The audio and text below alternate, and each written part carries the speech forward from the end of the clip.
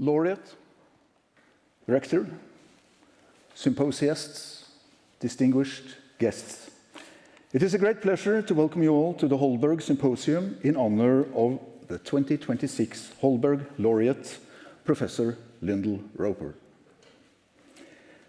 My name is Jørgen Sejersted, and I am the chair of the Holberg board. We are delighted to welcome those of you present here in the University Aula in Bergen, Norway, as well as those joining us live stream from around the world. This symposium marks the beginning of this year's Holberg Week, where we offer 4 days of celebrations and academic events with the participation of eminent scholars. Each year, based on the recommendation of an international committee of distinguished scholars, the board awards the Holberg Prize to an outstanding scholar within the humanities, social sciences, law, or theology. Established by the Norwegian government in 2003, the Holberg Prize honors the scientist and writer Ludvig Holberg, who lived from 1684 to 1754. The University of Bergen administers the prize on behalf of the Norwegian Ministry of Education and Research.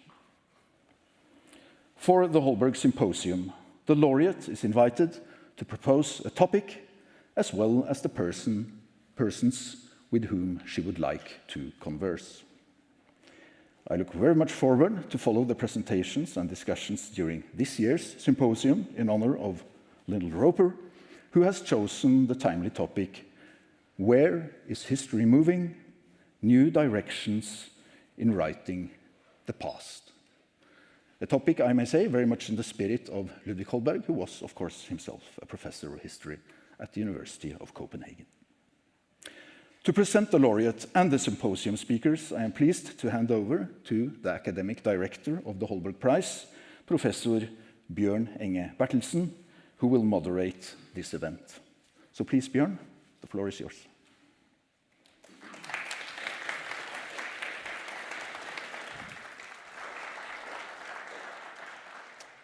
Thank you. Thank you very much, Jørgen, and good morning to everyone, both here in the University Aula and to all of those following us online. I am really pleased to take on the task of moderating this Holberg Symposium in honor of the 2026 Holberg Laureate Lyndal Roper. We are also equally pleased to have 3 excellent symposium speakers with us here in Bergen, and we look forward to all of them sharing their insights with us on the topic, as Jørgen just said, "Where is history moving? New directions in writing the past." This topic was selected by the laureate. The laureate and the 3 symposium speakers, Annette Kehnel, John Paul Ghobrial, and Barbara Savage, will all contribute to making sense of this topic, and we do really look forward to interventions from everyone. But before we delve into the symposium topic, please let me introduce the 2026 Holberg Laureate, Professor Lyndal Roper.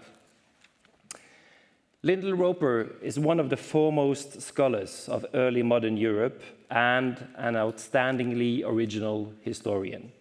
Born in Melbourne, Australia in 1956, Professor Lyndal Roper was the first woman and the first Australian appointed to the Regius Chair of History at the University of Oxford, United Kingdom. After studying at the universities of Melbourne and Tübingen, Germany, she gained a PhD in history from King's College London and worked at Royal Holloway, University of London. She is an elected fellow of several national academies, including the Berlin-Brandenburg Academy of Sciences and Humanities. Roper is one of the pioneers of cultural and social history research in 3 areas: the witch hunts of the Reformation era, the Peasants' War, and previously unexplored aspects of Martin Luther's biography. Her work is path-breaking in its combining of gender, embodiment, and psychosocial history. Roper's witty, vibrant, evocative writing style is both empirically rigorous and theoretically sophisticated.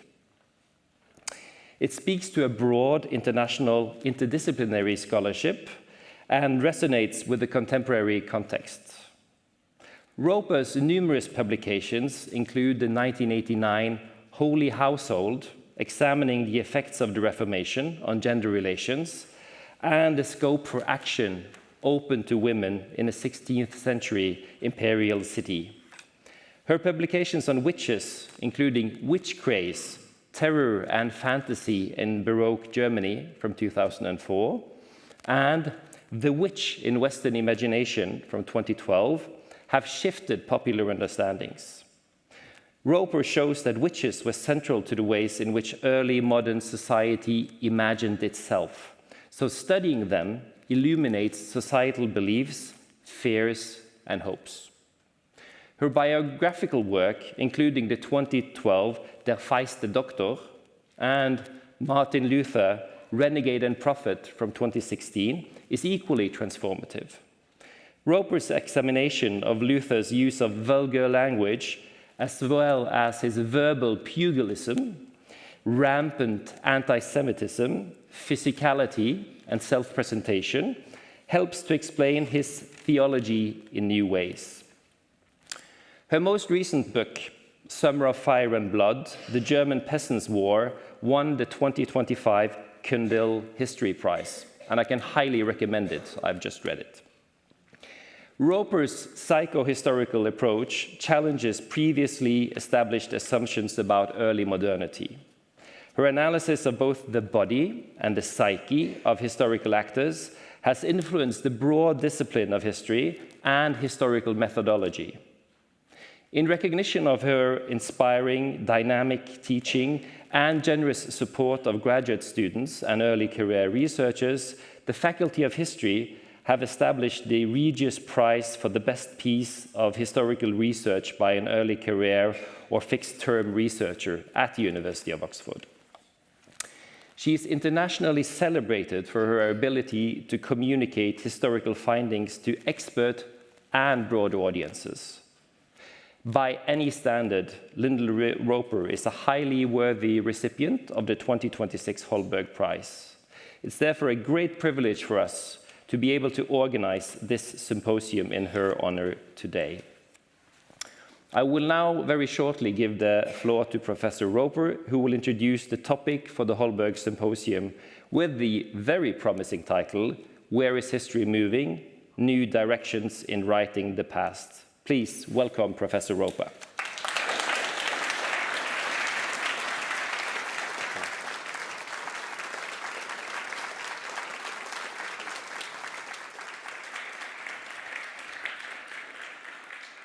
Well, it's just an amazing opportunity to have the chance to organize your own international symposium.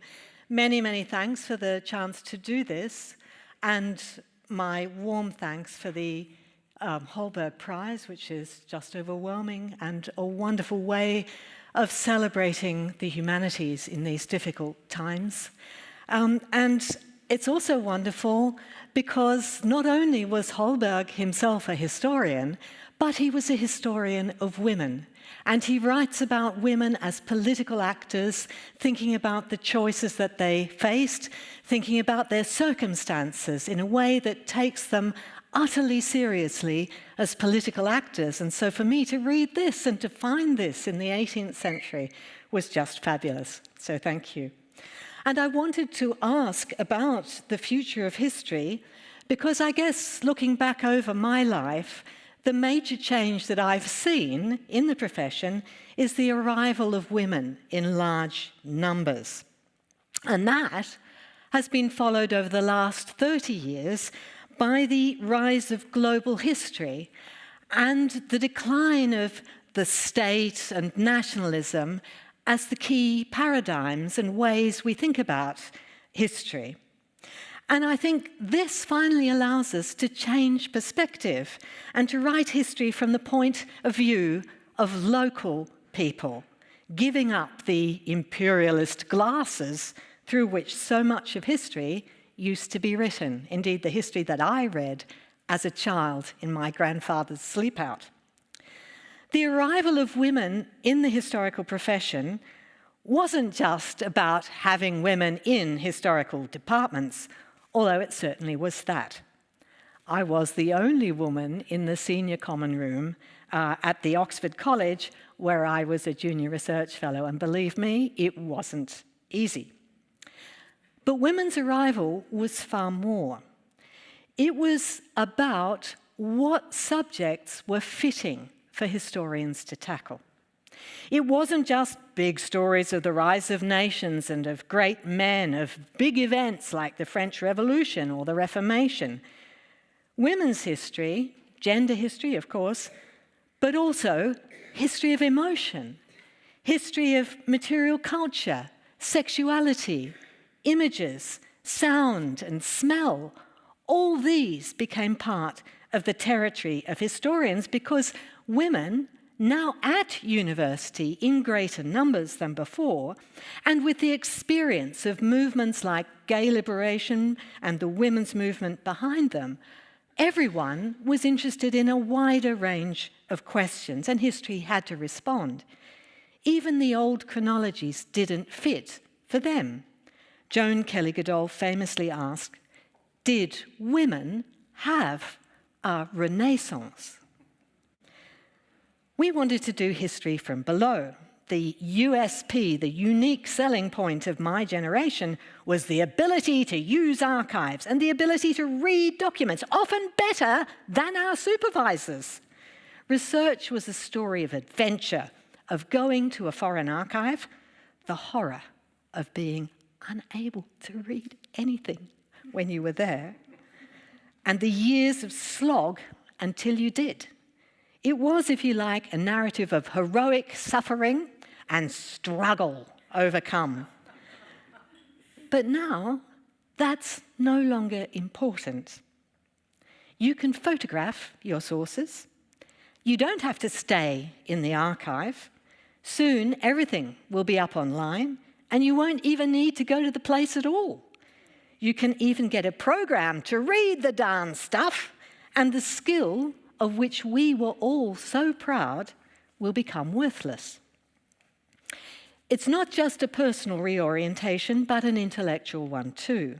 My generation, raised on the work of Michel Foucault, was fixated on texts and words, on discourse. And much as we learned from that, it's an approach which I think is in the end limiting. I don't think, and I never thought, that reality is constructed through language. It kind of hits you in the face. Now, we will have access to a huge textual corpus, and we need to rethink our obsession with close reading and learn how to do things with wide reading. The masses of text that we can now search and examine and analyze so easily. We have to give up that old self-understanding of the historian as a solitary hero toiling in the archive. And what will be left of microhistory, the genre which did so much to create a wide readership for history, once it's possible to do a zillion microhistories at once and to contextualize somebody's individual story in the story of many, many people.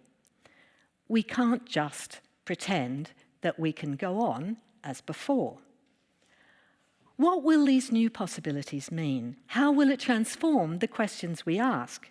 Can we, for instance, look at continuities over time?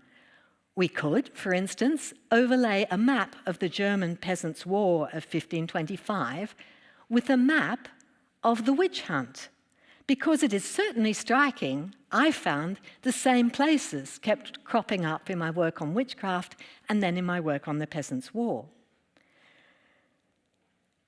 And that really spooked me, I have to say. But what about if we overlaid those maps with a map of the support for alternative for Germany today? I expect that we might find some correlations. Thuringia was a major centre of the Peasants' War, as was Saxony-Anhalt, and we've calculated the massive numbers of convents and monasteries that the peasants destroyed there. nearly 80%. And there are towns in the south too, which supported the peasants and now have surprisingly large votes for the AFD. GIS mapping always brings surprises because it puts variables in conversation with one another. It suggests correlations that we mightn't have thought of before. It might, of course, lead to some really weird correlations and some very crass histories. But it might also allow us to complicate our understandings of causation and the role of transmitted trauma across generations, or the role of memory in the way, for instance, psychoanalysts and historians have done for Holocaust trauma. And that's what's interesting me at the moment, the role of place.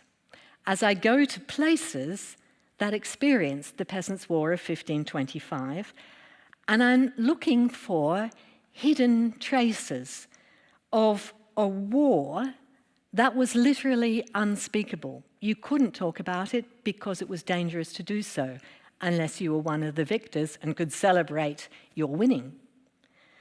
So to do that, I also want to try out new ways of writing, and I don't know whether it's going to work.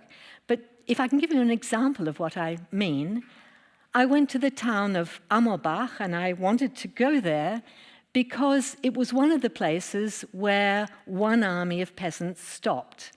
And they stopped and camped in the abbey there. And let me tell you, there's not much left of that abbey. In fact, all there is now an 18th century abbey. So I thought, I probably won't find anything at all. But when I went there, I found on the bottom of the beautiful 18th century staircase that leads up to the church, I saw two statues of two very humble, devout, suitably lowly peasant figures, a man and a woman. And then as I looked around the town, I noticed that there were evening classes in reading Adorno. Amorbach? Why would you have evening classes in reading Adorno? And then I discovered that this was where Adorno spent his childhood summers, the one place in a life so full of exile, the one place that he truly felt at home. A very important place for him. And what had he done? On the station, on his way to Amorbach from Frankfurt, there was an automat that sold yellow reclam books, yellow reclam classics. And he had bought Goetz von Berlichingen's Story of My Life.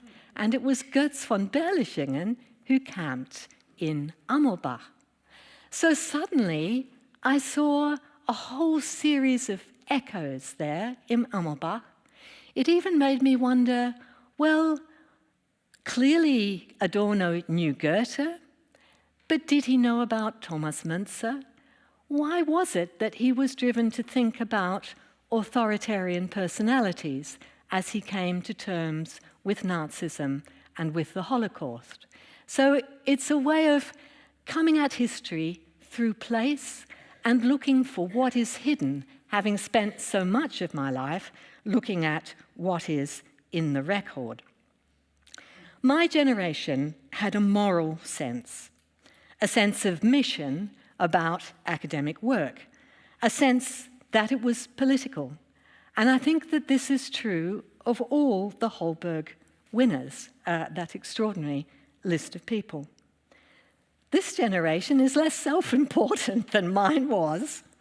It has a different sense of history writing and is much more professional. But its shift to new subjects and to introducing the I into history is even more radical. Historians like Sarah Knott or Erin McGlackey now work on the history of motherhood and emotions that go with it. This is a territory that historians had usually skirted altogether. The author is very present in these works, as Sarah Knott is in dialogue with mothers in the past, using their conversation to suggest that motherhood is historically created and that mothering has always been done by many figures, not just by biological mothers. McGlackie talks about her personal experience of abortion, and she is searingly honest about herself. How do we feel about the involvement of the personal, of the I in history? And I'm really looking forward to hearing what you think about this. This work has a moral purpose of bringing to public discussion and honouring part of life that is often taken to be private.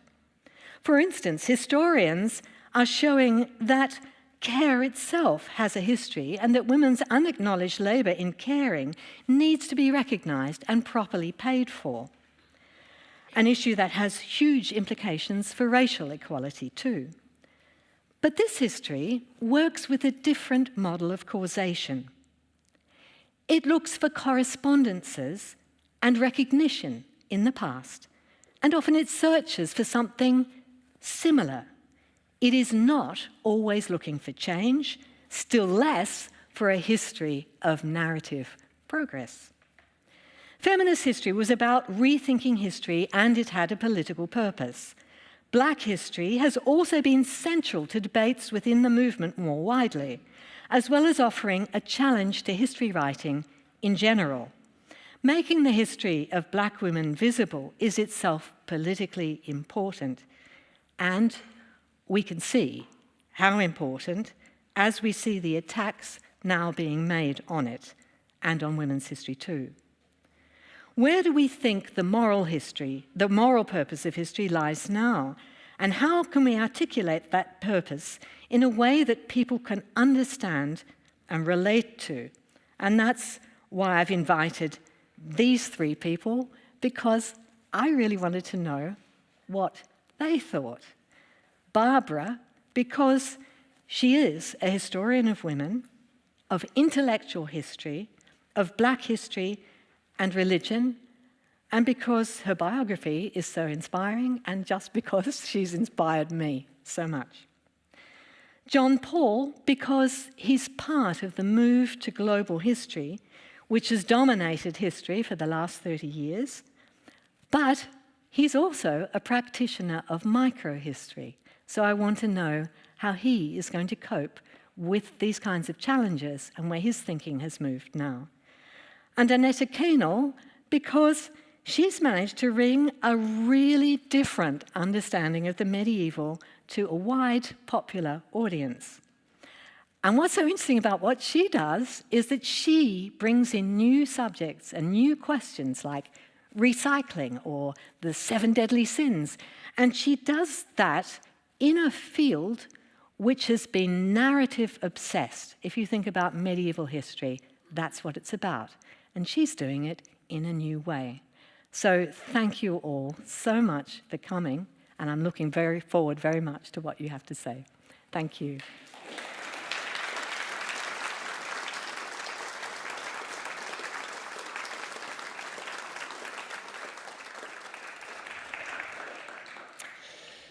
Thank you so much, Professor Roper. I think you've really challenged the symposiasts and given them something to think about and that we will talk about.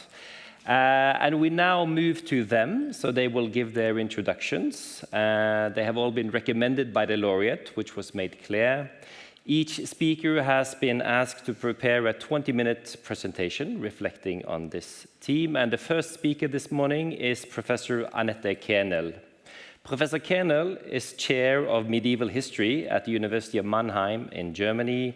Currently, she's visiting fellow at HSG, University of St. Gallen in Switzerland. In several books, including The Green Ages, Medieval Innovations in Sustainability, that I think Professor Lyndal Roper just referred to from 2024, Professor Kehnel challenges the myth that progress means ever more. Drawing on centuries of evidence, Professor Kehnel recovers forgotten alternatives from commons to voluntary poverty that speak directly to crisis of our time. These perspectives have perhaps especially been established in the book I just mentioned, The Green Ages, where the Middle Ages is cast not as a backward or dark era, but one sprouting with life, initiative, and various forms of practices we today would call sustainable. In this book, the past serves as a source of inspiration, as a call for action, and also as a critique against some of the problems associated with modernist thought, such as the notion of economic man. In a review of the book, the newspaper The Guardian wrote, and I quote, "Kehnel shows how sustainability was central to the medieval approach to life and that they knew the limits of our planet better than we do now." End of quote. Her presentation today undoubtedly also draws on some of this work and has the enticing title, "History Trains the Sense of Possibility." So, Professor Kehnel, the floor and microphone is yours.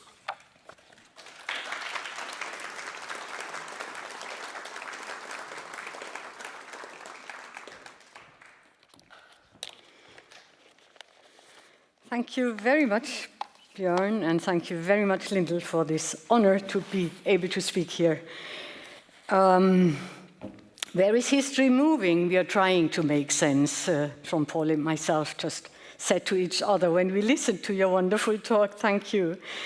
Now, if there is a sense for reality, Realitätssinn, as Robert Musil called it, there must also be a sense for possibility, Möglichkeitssinn. A sense for possible realities, not yet or no longer realized.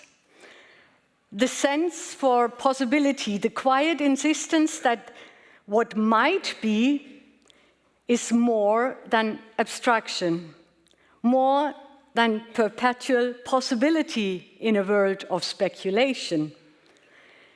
History, I think, are footfalls down the passages we once took or we did not take.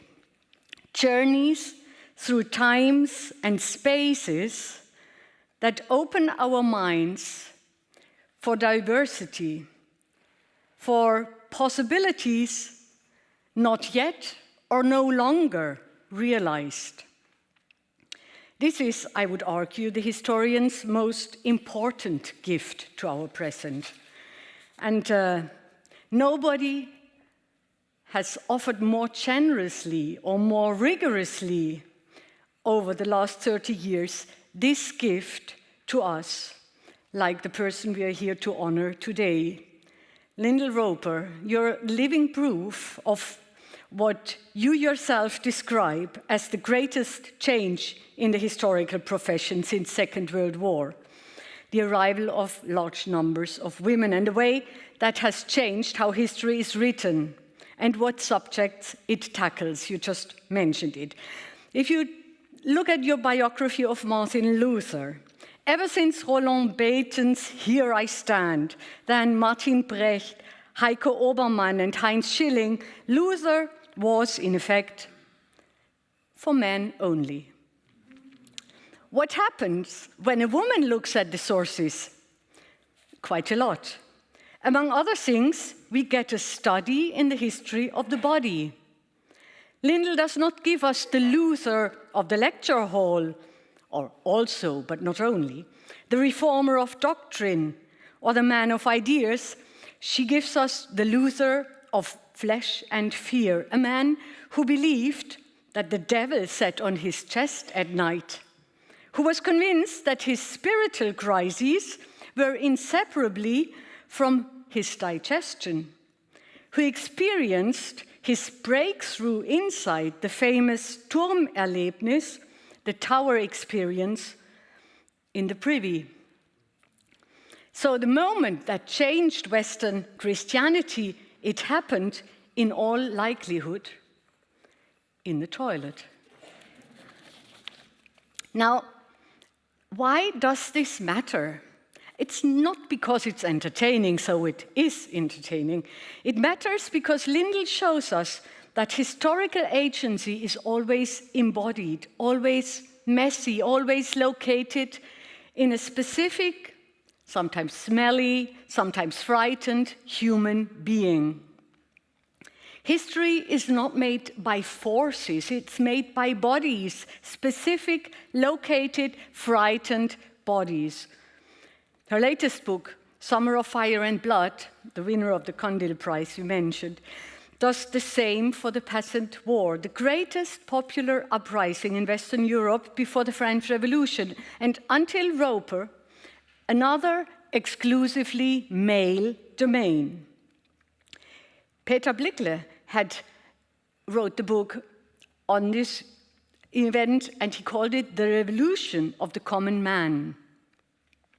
Apparently nobody had noticed the gender politics of that phrase for decades. Roper noticed.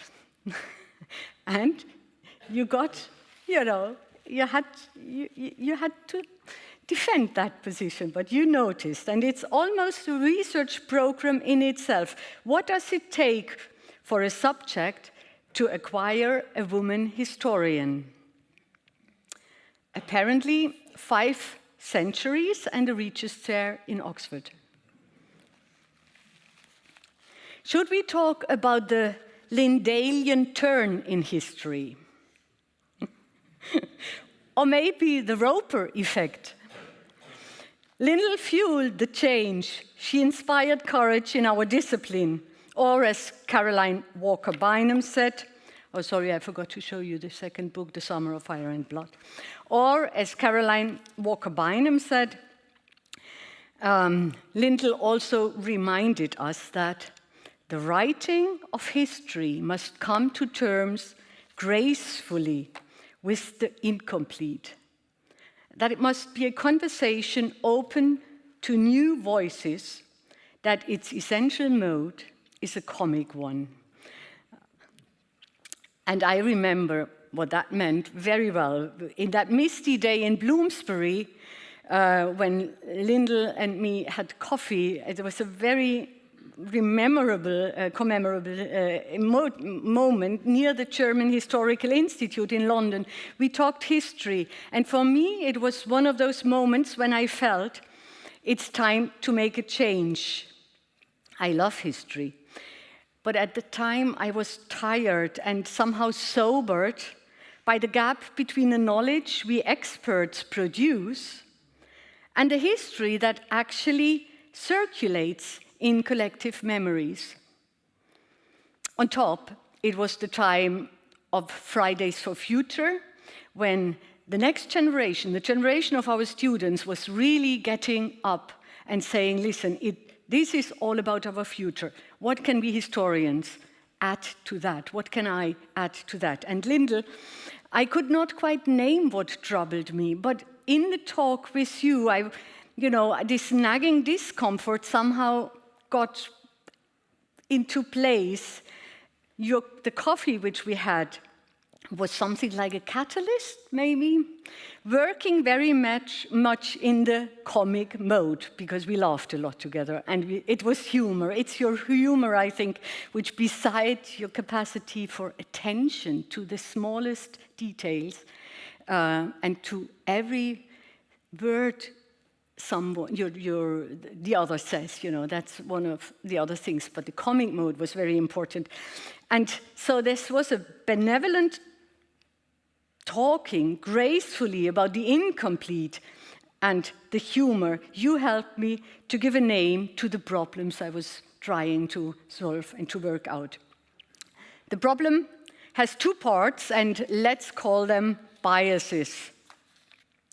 The first one, what we might call the negativity bias. The golden rule in journalism, only bad news is good news, seems also to apply for history. Because only bad news leaves sources. When something goes wrong, people go to court, write letters of complaint, keep records. Successful transactions leave no paper trail. Centuries of peaceful coexistence fill no archives. As someone once said, the history of medieval weapon fills meters of library shelves. The history of the hammock has still to be written. This is not just an archival accident, it shapes our entire picture of the past. We know an enormous amount of wars, famines, plagues, persecutions, and conflict. We know relatively little about the vast stretches of ordinary lives in which people worked their fields, raised their children, maintained friendships, repaired their tools, and managed somehow to come to terms with the incompleteness of the conditio humana. Not because these things did not happen, they happened all the time, but because they generated no drama, no litigation, no chronicles. Goodness makes poor copy. The archives reward catastrophe. And so the past appears in popular imagination as more or less unbroken sequence of collapses and catastrophes, punctuated by the occasional moment of heroic resistance. That's the first bias. The second bias I want to talk about is the progress bias. And it works paradoxically in the opposite direction, but with the same narrowing effect. The economist Deirdre McCloskey once described the mental model of her colleagues in the economics department at Chicago. First, we were all poor, then came capitalism, and we all got rich. You can see this here, this hockey stick moment, yeah? She meant it as a critique, and it is remarkably accurate description of a very widespread assumption, not only among economists. The historical equivalent might be, first we were all oppressed, and then came enlightenment, and we all became free. Or, first humanity spent 300,000 years dirty and hungry, and then came washing machines and refrigerators, problem solved. The underlying pattern is progress. Progress stories are seductive because they are true in many ways. Life expectancy has risen for many of us. Extreme poverty has fallen in many regions. Formal rights have expanded in parts of this world. But the story has a hidden cost. It makes the present look like the apex to which the past is merely the prologue. I think Barbara will be talking about this later on. Moreover, it makes any serious departure from current arrangement look like regression. Of course, nobody wants to go back to the Middle Ages.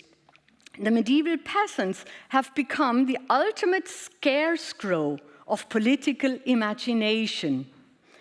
Together, these two biases produce what I would call the Tina trap. There is no alternative, and they narrow our sense of possibility for the future.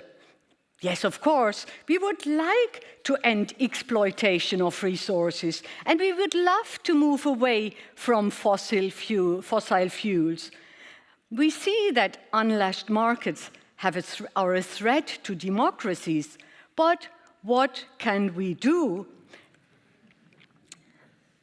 How should we heat our homes in winter? We would like to end extraction, but unfortunately the global markets do not allow for change. Any suggestion for real structural change triggers the anxiety of loss. The loss of comfort we have earned, the loss of freedoms we have fought for, the loss of a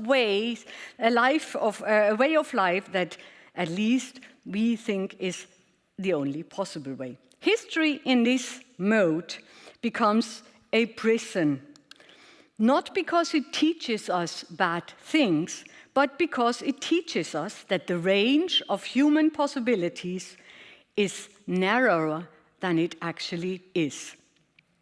So that's why history matters, because, we would like to change things. We see new possibilities, but then nobody wants to go back to the Middle Ages. So that's when I with my discipline, or we historians of the Middle Ages come in. So let me use the final minutes for just showing you a few glimpses. What can history actually offer? 2 biases, 1 prison. What do we do about them? My argument is simple. I'm not proposing sanitized history. No history that looks away from wars, exploitation, and suffering. Lyndal's work is proof enough that unflinching attention to darkness can produce illuminating knowledge. I'm not proposing historical airbrushing. I'm proposing what we systematically recover, what the negativity bias and the progress bias have buried. Stories in which people faced serious constraints and focused, genuinely creative responses. Stories that school, that train, that stretch the sense of what was possible in the past and what can be possible in the future. 3 examples, brief ones. Consider them, please, as invitation to argue. They are all from Lyndal's own territory, the towns, valleys, and archives of the German-speaking world. Example number 1. Andermatt in Switzerland. At the foot of the Gotthard Massif, Lyndal, I think you should find some sort of peasant revolt here because it's a very beautiful place.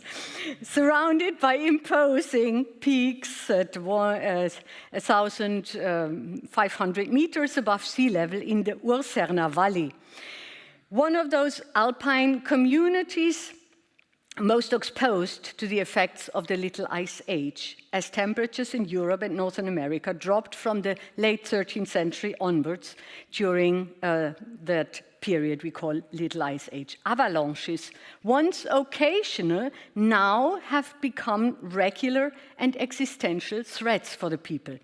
In 1397, the peasant community in Andermatt drew up a document, a Bannbrief, a prohibition order banning all use of the forest above the village. No logging, no collection of firewood, no gathering of pine cones, because they all knew what is very important for the forest to survive and thus protect them by slowing down the avalanche. I find that extraordinary. The document is sort of both environmentally as well as in terms of avoiding or adapting to catastrophe and climate change, just perfect. It represents an act of collective self-restraint in face of immediate need. These people needed firewood, they needed wood, but they did not cut down the forest because they knew in the long run it would be what they make, what guarantees their safety. And mind you, this is not an individual source. Many people did this. Many villages in the region did this. They understood that their survival depends on the forest's survival. And mind you, the forest has been standing for the last 600 years. Example number 2. Frankfurt.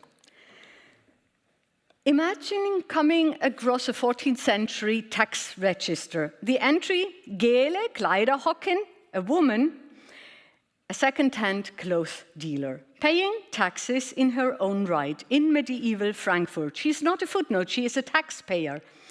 In the late 19th century, the German economist Karl Bücher built a database from Frankfurt's medieval tax records. What he found was a diversity of occupations, secondly, many women, and thirdly, a significant cluster of what we would call today recycling and repair trades. People who resold shoes, repaired broken pottery, collected rags, or paper makers, and so on. And then there is Gele, the Kleiderhocken, and along her, the Unterkäufer, a broker in the second-hand trade, active across real estates, tool, household goods, furniture, clothing, all of them women. Both work in the town and both are taxpayers, and you only paid tax in Frankfurt if you were wealthy enough to do so. So you could make a living in repair professions. Third example, Strasbourg. Markets need rule. In 1527, 2 years after the Summer of Fire and Blood, Heinrich Hug, a chronicler from Villingen in the Black Forest, notes that the butcher from Strasbourg drove 11 oxen through his town, Villingen in the Black Forest. The reason the people of Strasbourg had all become Lutherans, and were now eating meat on Wednesdays and Fridays. Meat prices had risen sharply. Good for the butcher, but bad for the people. Their health, we all know, eating meat too often is not very good for our health. And bad for the fields and for the meadows, overgrazed and stripped. Think about what this means. The Reformation had, among other things, deregulated the food market. One cultural rule removed, and within months, prices spiked, supply chains stretched, and the land paid the price. We can talk about this example in the discussion. I come to my end. I have another 6 seconds. The sense of possibility. What questions must historians address today? We live in an age of polycrisis, climate change, deepening inequality, democratic erosion, and technological disruption, all at once, all entangled. Is history only about there is no alternative or about collapse? I think history is not a spectator sport. It can train our sense of possibility if only we allow so. The Talgenossen of Andermatt show us what it looks like when a community adapts collectively, deliberately, and without waiting for permission to the threatening consequences of climate change. They would never have thought that their forest 600 years later would be looked after by their descendants and what it could protect them and how it could protect them still now from avalanche. Let me end with a reminder. History is not only about conflict. A year ago, in May 25, Margaret Hagen held the opening speech for a wonderful ERC project, Fragments of the Past as Key to the Future. And I just want to quote her, "Our history is not only about conflict. Our history is not only about conflict and collapse. There is more to it in the past, and I think there is more to it for our future, if only we open our minds." And that's what I want to end. History as a source of creativity and resistance against the myth that there was and is no other way. Thank you very much for your patience. And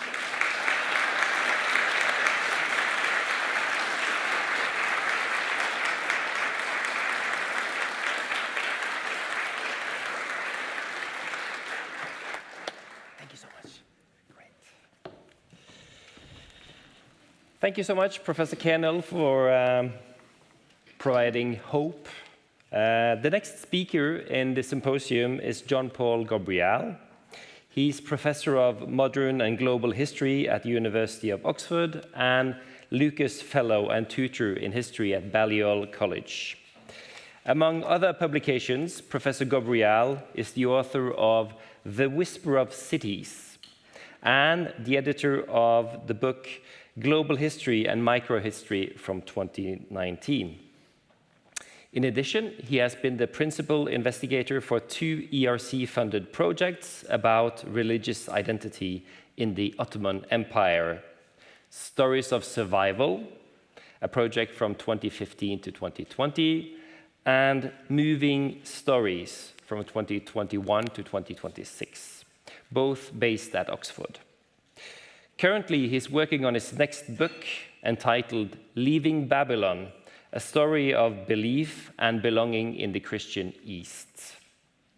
A feature of his research that I have noticed is the focus on information, storytelling, and circulation, something he explored in the book I mentioned, The Whispers of Cities from 2013.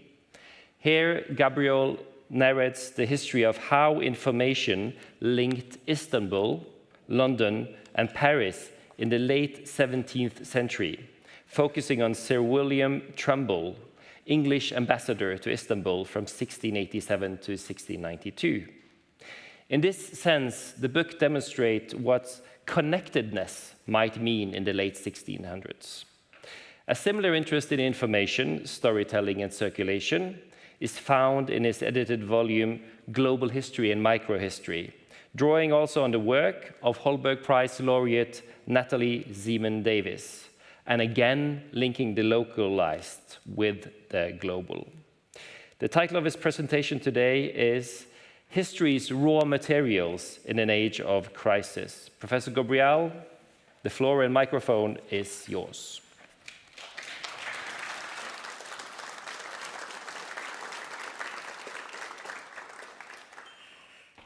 Good morning. Thank you very much, Bjørn. Thank you, Lyndal, for bringing us all together. I mean, what a tremendous opportunity to come together to celebrate Lyndal Roper's work and history more generally. And for those of us who have Lyndal as a colleague and a friend in Oxford, we are completely unsurprised. But of course, this is a huge source of pride for all of us, and it's very nice for a day or a week to share Lyndal with you. So let me begin with the past before moving on to present and future. This is a picture of the Basilica of Santa Maria in Araceli, which sits atop the Campidoglio, one of Rome's 7 hills. Now, according to legend, the staircase was constructed in 1348 to mark the end of the Black Death. But even on a hot Roman day, it's well worth persevering the 124 steps needed to enter into the church. For inside, as soon as you walk in on your right, there sits the Buffalini Chapel with its beautiful 15th century frescoes by Pinturicchio. Now, these frescoes were the first thing pointed out to me when I visited the church for the first time about 2 weeks ago in the company of a dear colleague and friend, Professor Mary Lavin at the University of Cambridge, who is herself an expert on the religious and material culture of the Italian Renaissance. But it was something much less grand that we'd come to find, a small, quiet detail on the other side of the basilica. Here, in the Chapel of St. Paul, marked as number 5, right there, almost silent amid the loud Baroque of the church, there sits an unmarked burial. Well, what are we looking at here? It's difficult to say. Many of the objects and art in the basilica actually suffered extreme damage at the turn of the 19th century when Napoleon's troops occupied Rome and transformed the church into a makeshift military stable for their horses. But even so, we can still make out the figure, almost certainly of a man, arms crossed, like so many other burials in this church, and perhaps with rather large feet. Now, the grave was important enough that it was described in some detail when a Franciscan priest named Casimir wrote a history of the basilica in 1736, in which he identified every burial and inscription he could. Now, from Casimiro's book and other details, we know, therefore, that this is almost certainly the grave of a man called Pietro della Valle, one of the most celebrated Italian writers of the 16th century. Looking at him, you might not think that was the case. But in his time, della Valle developed a reputation as one of the world's greatest travelers and explorers.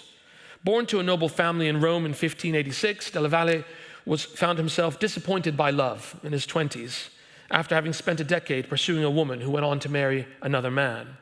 And it was at this point that his friend, the Neapolitan scholar Mario Schipano, suggested that della Valle should leave Rome and travel to the east. We might think about it as a form of travel therapy.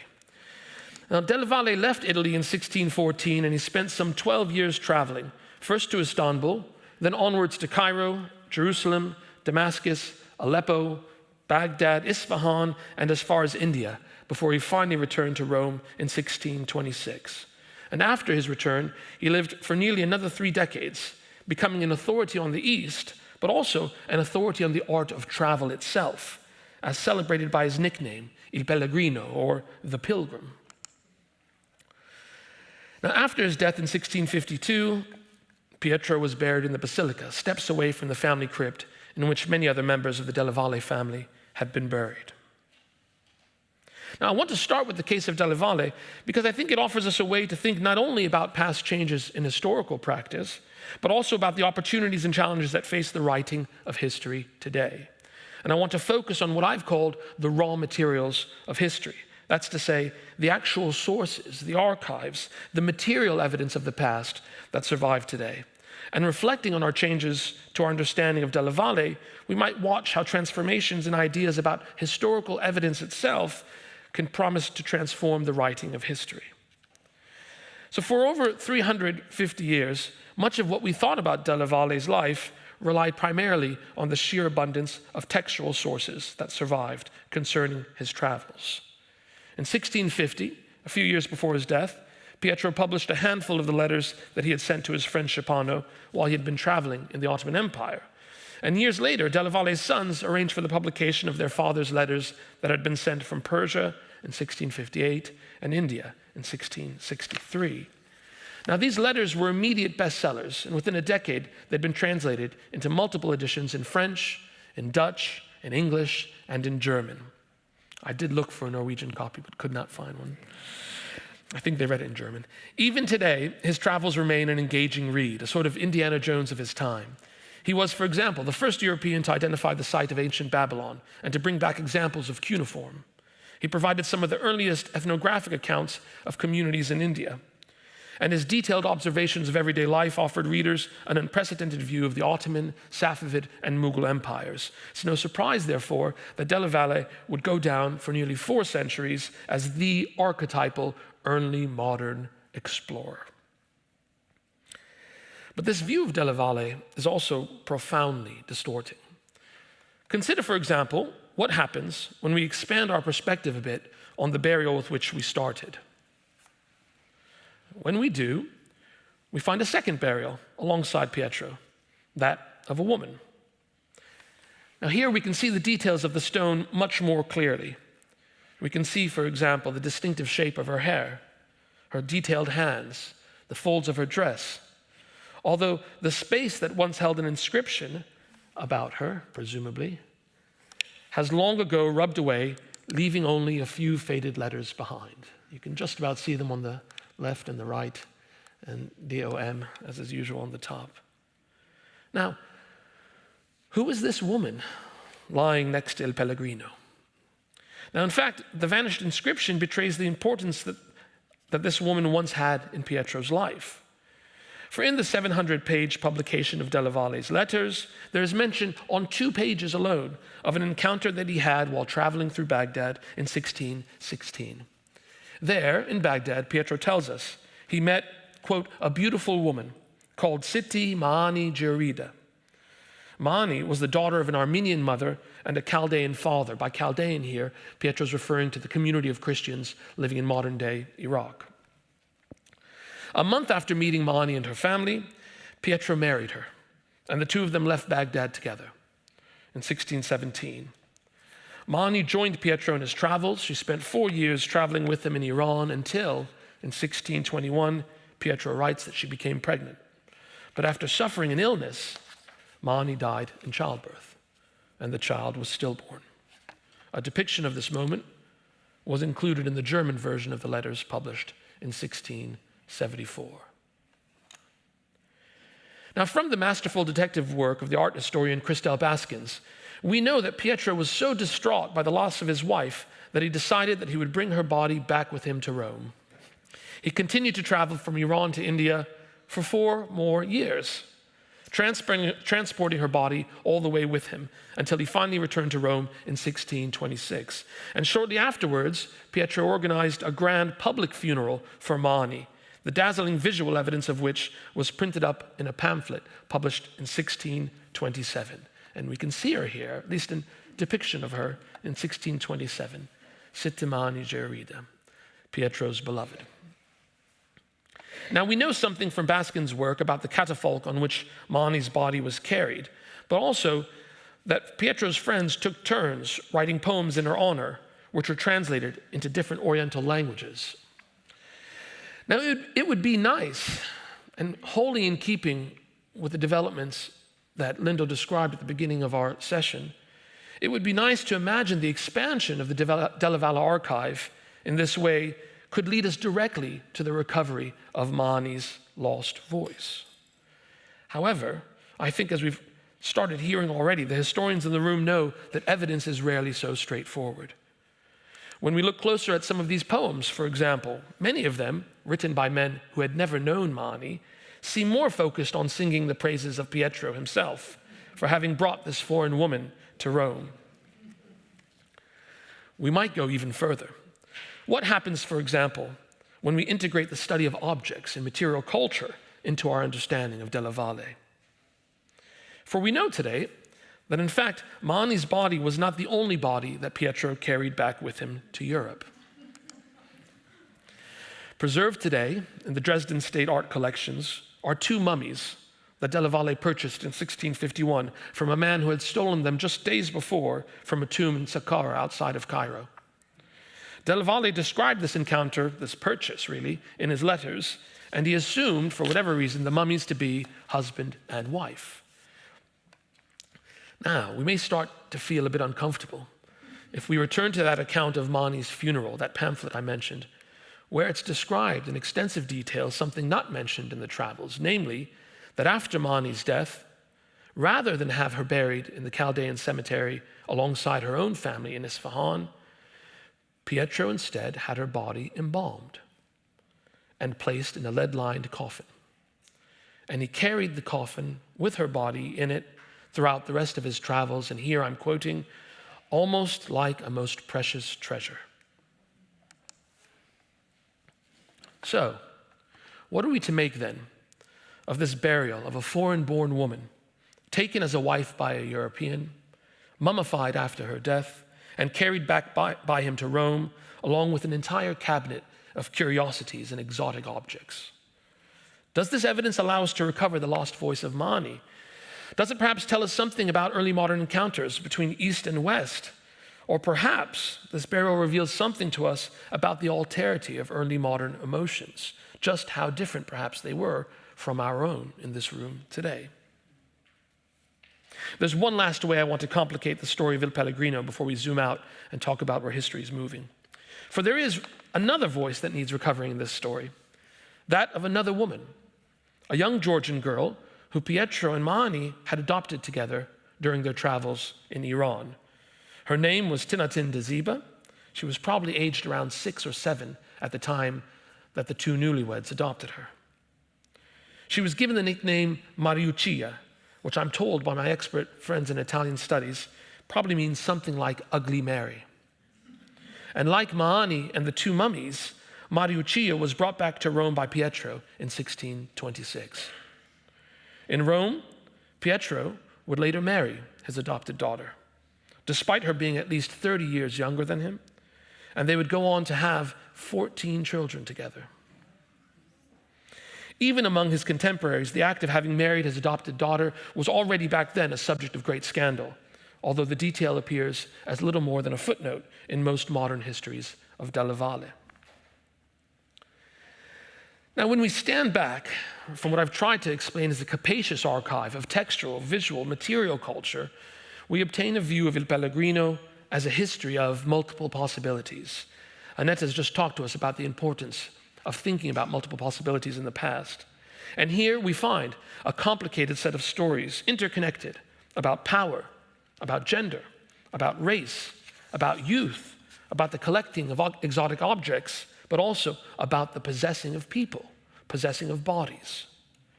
Now, in this case, as in so many others, the raw materials of history point simultaneously in lots of different directions. Now, historians know better than anyone that the project of recovering meaning from archival fragments is fraught with great difficulty. Now, the best historians make it look so easy, which is something all too often forgotten amid the wonder we feel when we read about the past. This collection of books, for example, by 2 Holberg Prize winners, Lyndal Roper, but also Natalie Zeman Davis. I think, for example, of how Lyndal has recovered the voices of lost peasants and the seasonal rhythms that underlay their hopes and their dreams. I think, too, of the experience we have when we read the work of Natalie Zeman Davis, whose friendship and scholarship I know has been so important to Lyndal throughout her life. Ultimately, the wonder that historians bring, I want to suggest, is not simply, perhaps not even about theory or method or narrative. Rather, it's rooted in the ability to work in an expert way with complicated evidence. And in the short time that remains, therefore, let me say three things that might contribute to our wider discussion about where history is moving. First, one of the most exciting developments in history at present is the way in which scholars are rethinking a fundamental question: what is an archive?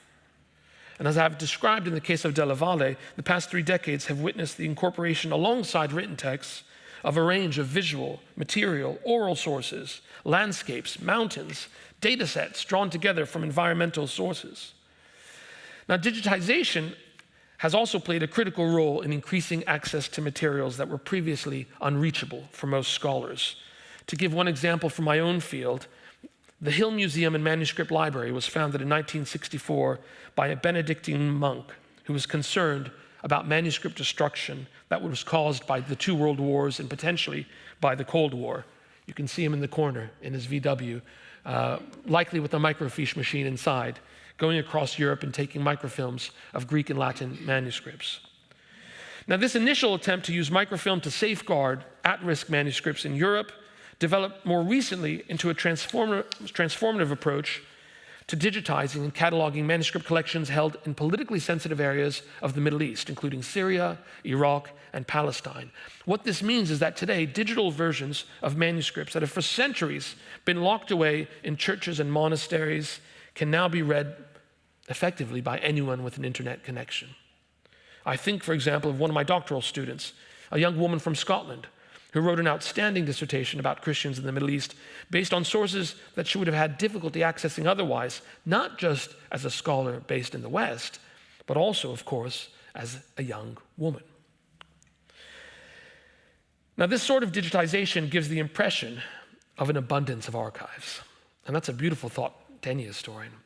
However, as the Zurich-based historian Martin Duesenberry has taught us, this illusion of archival abundance can also be extremely distorting. In his recent book, Mooring the Archive, Duesenberry has drawn attention to the gaps and silences that exist in outstanding digital initiatives like the Library of Congress's Chronicling America. Now, this website appears to offer a comprehensive portal into newspapers published across 19th century America. But while writing up his work on the history of Japanese migrant laborers in Hawaii, Duesenberry was struck by the fact that the website prioritizes English language newspapers, thereby giving the impression that English was the primary language of newspaper publications in Hawaii in this period. Whereas in reality, in Duesenberry's research, he found that over 90% of newspaper publishing in Hawaii in this period actually took place in indigenous languages, none of which are included in Chronicling America. And these indigenous newspapers survive today in very small local institutions in Hawaii that often lack the funds, the connections, the infrastructure to make their collections available to larger online audiences. This is just one example of what Duesenberry has called the archival traps implicit in modern archives. Second, the expansion of archival materials has witnessed a growing attempt by scholars to find new ways of engaging with a central question that all historians face. How do we relate the particular to the general, a fragment to a grand narrative? How do we work with these raw materials? How do we write about people who left only the most fragmentary or sometimes no evidence at all behind them? At Oxford, a team of researchers led by Sarah Knott and Lloyd Pratt have developed an experimental modes collective which seeks to develop new ways of thinking purposefully about how to deal with fragments of evidence. In a rather different vein, I think of scholars like Sadia Hartman, who have refined methods of critical fabulation aimed at recovering the possibilities of the past. Perhaps the greatest testament to this wave of archival reflexivity is the renewed interest in recent years in the publication of good old-fashioned source books, which replace narrative accounts of the past with collections of primary sources that provide readers with direct access to the raw materials of history. These things aren't new, but they've become popular again, and I think that that says something about historians returning recourse back to evidence in its most material form. Thirdly and finally, changing ideas about historical evidence have given rise to a period of dynamic engagement between professional historians and other producers of history. Now, these partnerships take many forms, often involving collaboration between historians and a slew of different actors. That the Harvard-based historian Vincent Brown, he's described them as memory workers. That's to say, non-academic historians, genealogists, archivists, community activists. Now, on the one hand, these collaborations are a natural result of the growing pressure from funding organizations for historians to build impact and knowledge exchange into their research. But on the other hand, it's also clear that these interests are coming from within conversations already taking place among professional historians.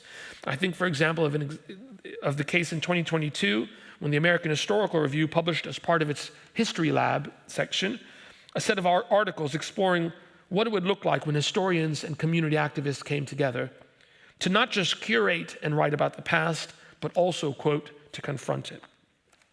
Now, these collaborative efforts are exciting and promising, but they also raise several questions that historians will need to think through. What will be the format of our outputs? Monographs, trade books, exhibitions, TikTok? How will professional historians work with other kinds of specialists? How might historians bring rigorous historical analysis to the attention of larger audiences? One example of a way forward is given to us by Heather Sharkey, an historian of Sudan, based at the University of Pennsylvania. When reading a news article in 2018 about the award of the Nobel Prize in Physics to Donna Strickland, Sharkey was astounded to learn that as of 2016, only 17% of Wikipedia biographies were about women. So in response, she decided to engage herself and her students with Wikipedia. And they work year after year to populate Wikipedia with new articles based on historical evidence. They have now been viewed 4.6 million times. This is one example of how historians might keep historical skills relevant even amid a rapidly changing climate of history consumption. Historians are fond of using the word crisis, and I did so as well in my title, so let me finish off on that note. It's worth acknowledging that perhaps one of the greatest challenges facing us is the wider ecosystem in which professional history is written today. The challenges are more acute in some countries than others: decline in the humanities, government attacks on universities, dropping enrollments in colleges. Professional historians may themselves become fewer, not yet a scarce resource, but the amount of storytelling at the same time about the past seems only set to increase. Will the algorithms that drive these forms of storytelling be sophisticated enough to deal with the complicated nature of historical evidence? And above all, how will historians be able to continue to find ways to debate one another amid the pressures of ideological change, budget cuts, and identity politics? Only time will tell. And of course, there's the more practical crises. I think, for example, of a 2023 cyber attack on the British Library, which brought the study of a vast amount of evidence to a complete halt when scholars could no longer call up books and manuscripts. All of this underscores the fact that technology will likely come to play a continued role in the study of the past, whether we like it or not. So this takes us back to where we started. Two historians standing in a church in Rome asking ourselves, how do we read this evidence? Are we looking here at a great explorer or someone more complicated, perhaps even someone unlikable? Might it even be the story of two foreign women, Mani and Mariuccia, who managed to assert a place for themselves thousands of miles away in the world of an aristocratic Roman family? Who is to say?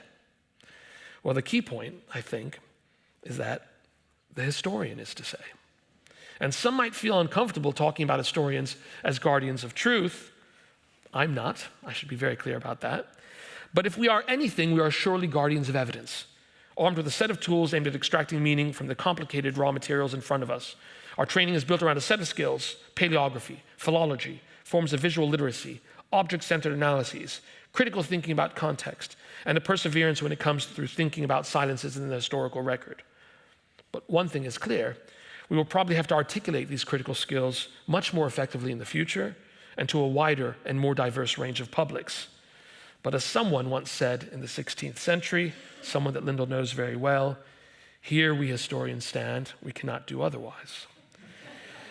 Meanwhile, these are forms of scholarly practice that historians like Lyndal Roper and others continue to pass on to their students here in Bergen, in Oxford, in Beirut, in Princeton, around the world, And they make the difference between knowing when a detail is significant or knowing when a piece of evidence may be trying to deceive us. And this too, our students, should give us much hope in where history is moving, come what may.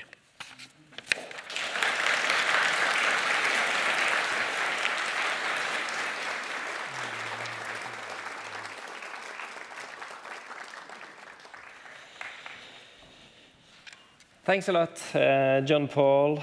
Our last speaker today is Professor Barbara Savage. Barbara Savage is the Geraldine R. Siegel Professor Emerita of American Social Thought and Africana Studies at the University of Pennsylvania. She's published many important works, including 3 award-winning books: Mirror's Tate, The Global Odyssey of a Black Woman Scholar from 2023, Your Spirits Walk Beside Us, The Politics of Black Religion from 2008, and Broadcasting Freedom, Radio, War, and the Politics of Race, 1938 to 1948, published in 1999. She's also co-edited 2 books, Towards an Intellectual History of Black Women from 2015, and Women and Religion in the African Diaspora, 2006. Among all these works, I think it's safe to say that the book Your Spirits Walk Beside Us, The Politics of Black Religion, has been hugely important for understanding the civil rights movements in the US. For in this work, you show how debates in the 1950s and 1960s about religion and spirituality were central to the formation of the movement as such. And as you also write, and I quote from your book, the fact that religious belief, religious institutions, and religious people came to be seen as so essential to this process remains the central paradox in African American political history. End of quote. Today you will perhaps touch on some of this research also, and the title of your presentation today is The Future of African American History. Professor Barbara Savage, it's a great pleasure to have you here, and the floor is yours.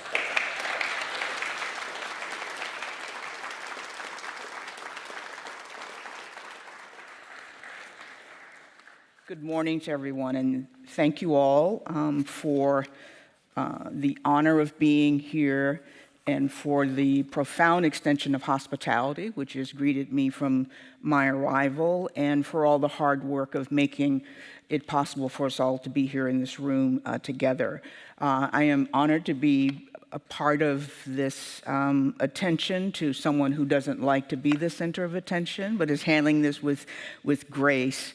And I want to simply commend her brilliance, her generosity, and her kindness, her sense of humor, and her boundless intellectual curiosity. And I've been a great beneficiary of all of those things. So thank you very much, Lyndal. So this opportunity to stand before you today comes at a particularly painful time, to tell you the truth, for scholars in the United States, as all fields of study are under siege, as is the very notion that expertise matters, whether in education or in government. The assault on the humanities is not surprising, as that's been going on for a long time, but now the social sciences and the natural and physical and biomedical sciences have not been spared either of recent, with even more disastrous effects yet to come. As for the field of African American history, in which I've labored as teacher and scholar for 3 decades, as you may well know, it and Black studies more generally have long been the subject of virulent campaigns to discredit, to deny, and to destroy. So I come to say that this kind of attack is not new, and that our resolve to preserve, research, write, and critically engage the history of Black people in the US remains strong and vibrant and determined. But to be thinking about the future of the field of Black history also now comes at a moment of political poignancy, as my country on July 4th marks the 250 years of its declaration of independence from British colonization, while paradoxically remaining a slave-holding republic. That commemoration will happen at a time when the nation is ruled by a degree of internal tyranny and corruption, which, to those of us who are witnessing it daily in real time, defies exaggeration. This is a reminder of both the promise and the failure at the heart of the nation's founding, yielding not the urge to celebrate, but instead to mourn. This is the lament with which I begin. But it is a different anniversary that frames my talk today. A century ago, exactly in 1926, a movement was born to institutionalize the study of Black American history through networks of segregated Black schools, churches, and civic organizations. Carter G. Woodson, a Black Harvard-trained historian, established what is now the Journal of African American History as a scholarly outlet for research. Even with his Harvard degree, he was denied access to the white historical profession, to its meetings, its publications, many of its archives. So he had to create an alternative, including an organization now called the Association for the Study of African American Life and History. Its mission brought that history directly to the people most in need of it and most eager for it, young Black students like me and their parents and teachers, through publications and training created expressly for that purpose. Local affiliated chapters spread widely as they assumed the work of preserving and teaching Black history within their own communities, certainly through print, of course, but at the same time, during a time of more limited literacy, they also taught through art and music and poetry and performance and elocution contests. This work aligned the very few formally trained scholars within a nationwide network of Black civic and religious groups, and it instilled an enduring historical political consciousness among Black people and in Black communities through the few institutions they controlled: schools, churches, and Black newspapers. From its genesis, that history also linked itself to the history of Africa, of global capitalism and the slave trade, of colonization in the Americas. One aim was to counter the pervasive notions of white superiority that rendered all Black people as intellectually, morally, and culturally inferior, and Africa itself as being without or outside of history. The other objective was to claim space for Black people in the broad narratives of U.S. history from which they remained excluded, even though their presence was at the core of the nation's politics, its economics, its laws, and culture. So that work built on an invisible institutional infrastructure for the field that was both scholarly through Black colleges and community-based through churches, elementary and secondary school teachers. And from the beginning, Black women were central and essential to this work because Black churches and Black schools depended then and now on them as workers, as organizers, as fundraisers, work which also is often rendered them invisible. Now, I say all of this as a quick précis of the history of African American history before it achieved wider recognition in the post-civil rights era, because it was only then that the segregated white academic and scholarly associations began ever so slowly to recognize Black scholars in the field of Black studies, and to admit them as members and to publish work in their field. So it's impossible for me to speak about African American history without acknowledging the struggle for its founding and its sustenance while under constant and vicious existential threat, including now. So this is the past that is prologue to my thinking on the questions we consider together today. Professor Roper asked several questions. Among them was this: what difference has the presence of women over the last 30 years made to the work of history? It was not until the mid-1970s that a small number of Black women were able to earn scholarly degrees in history and related fields, thanks to the sacrifice and courage of those in the civil rights movement, which yielded laws, now being dismantled, that required academic institutions to end discrimination based on, among other things, sex and race. I had never thought of this question as directly as she posed it, but it is true that the numbers of Black women scholars, though small, would grow over the intervening decades with visible effects almost immediately on the kinds of historical questions being asked and the kind of history being written. By the time I received my doctorate in the mid-1990s, not that old, Black women scholars already had spent a decade creating the field of Black women's history and had begun completely upending particularly the study of slavery, and with much more to follow between then and now. That is by no means all that they did or all that they studied, but the shifts in those two overlapping areas are among the most dramatic and intellectually significant, and not just in the field of Black studies. Despite the centrality of their work to the study of Black history, Black women themselves have been relegated to its sidelines, which had followed a much more traditional male-dominated narrative, including in the history of slavery and enslaved people, which had privileged the study of the system's pernicious effects on Black manhood, literally. Black women scholars transformed the field by centering Black women and their bodies as sites of reproduction, as laborers, as family and kin, as culture creators. They asked new questions about the nexus between forced reproduction, as the law enshrined that the baby's status followed that of the mother, and early modern capitalism, and the functioning of the slave economy, including the until then under-recognized role of white plantation women. That in turn spawned work not just on Black women's bodies, but their corpses within the racist history of US medicine, including but not limited to the field of gynecology and later in biogenetics.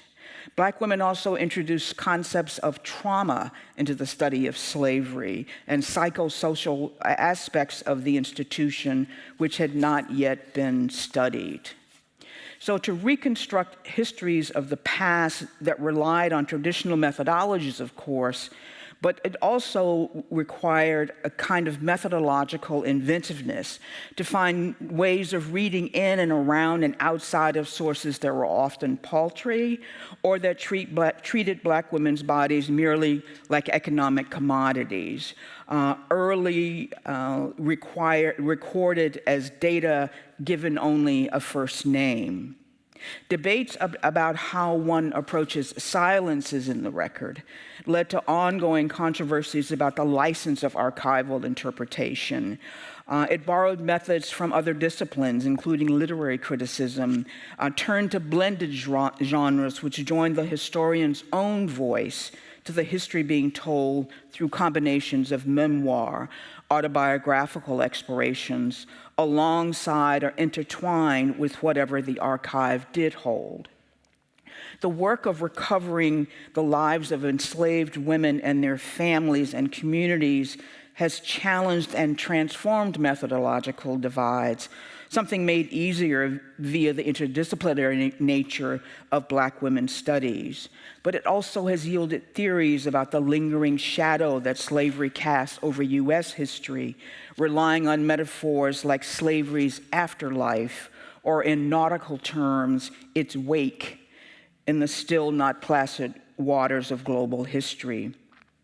In the field of 20th century history, which is actually the period in which I work, archival questions are not absent, but compared to studying slavery, there is sometimes archival abundance rather than scarcity. Finding and preserving archival holdings was the first order of business, including the collection of encyclopedic archival works to counter the notion that there was no evidence to explore. In this case, an initial challenge was to move beyond the lives of those women most easily found in history, the literate and the small, middle-class, commendable elite. Black women historians also, younger Black women historians also began to study women previously seen as respectable or hardly worth of historical significance, including those who did housework and did laundry, or who continued to work in fields or on farms, and those who were sex workers or gamblers, or popular musicians or artists, or those who were imprisoned or institutionalized. Researching those lives, sometimes through the records of the institutions that harmed them, brought into sharper relief the particularized struggles of low-income women who migrated from country to city, from south to north and west, to survive and escape poverty and racial inequality or physical or sexual abuse, including from state-sanctioned violence. The institutional histories of the community realms where Black women's work was essential, that is, in religion and education, also were destabilized when women were placed at the center of those narratives.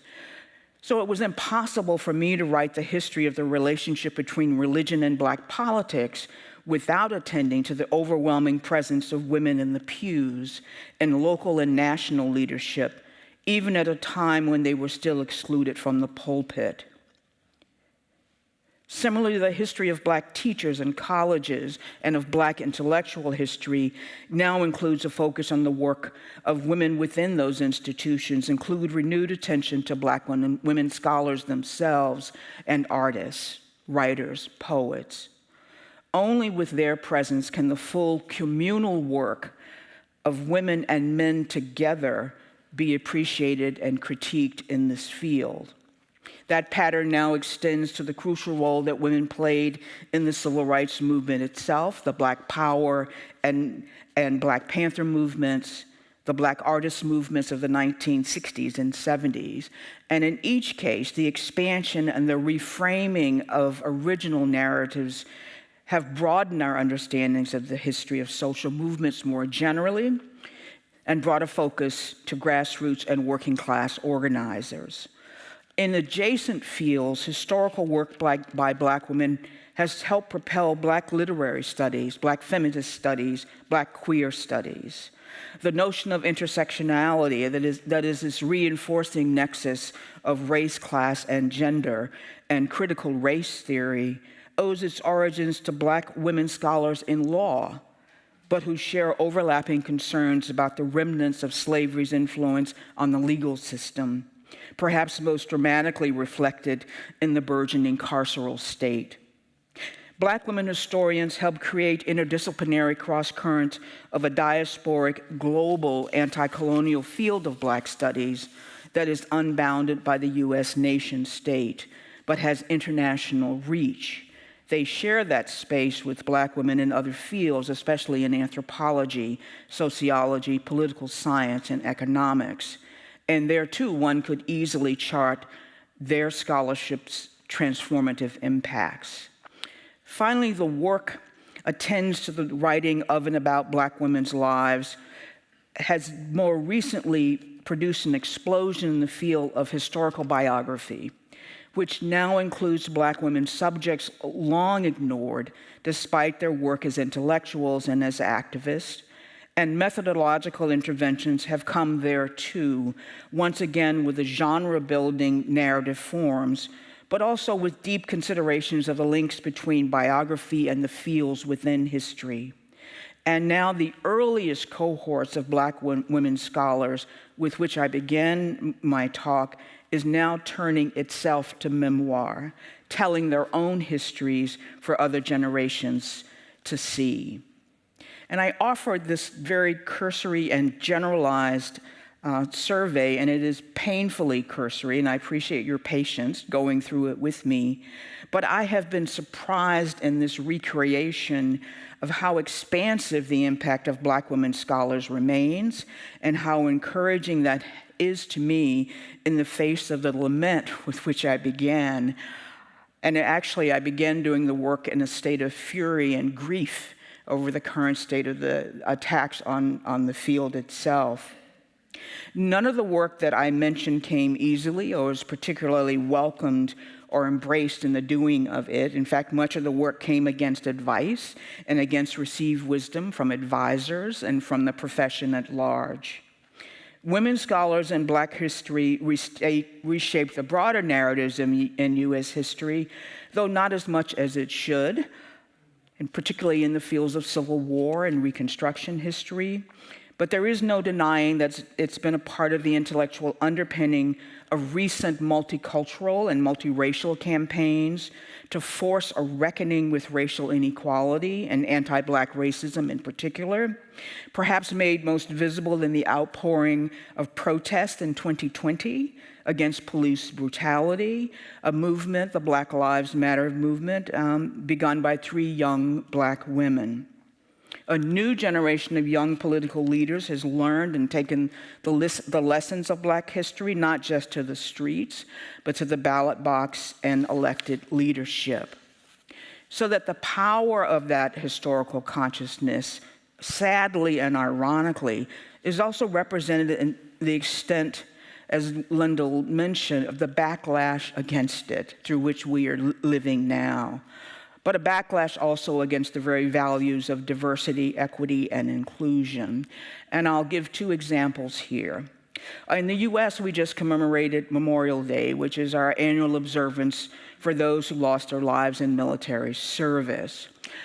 Arlington National Cemetery, which sits just across the Potomac on the hallowed hills overlooking the nation's capital, recently removed all references from its official website about the dozens and dozens of highly decorated Black, female, and Hispanic dead, including any mention of the all-Black, all-female London-based postal unit that handled all the mail for all American soldiers during World War II.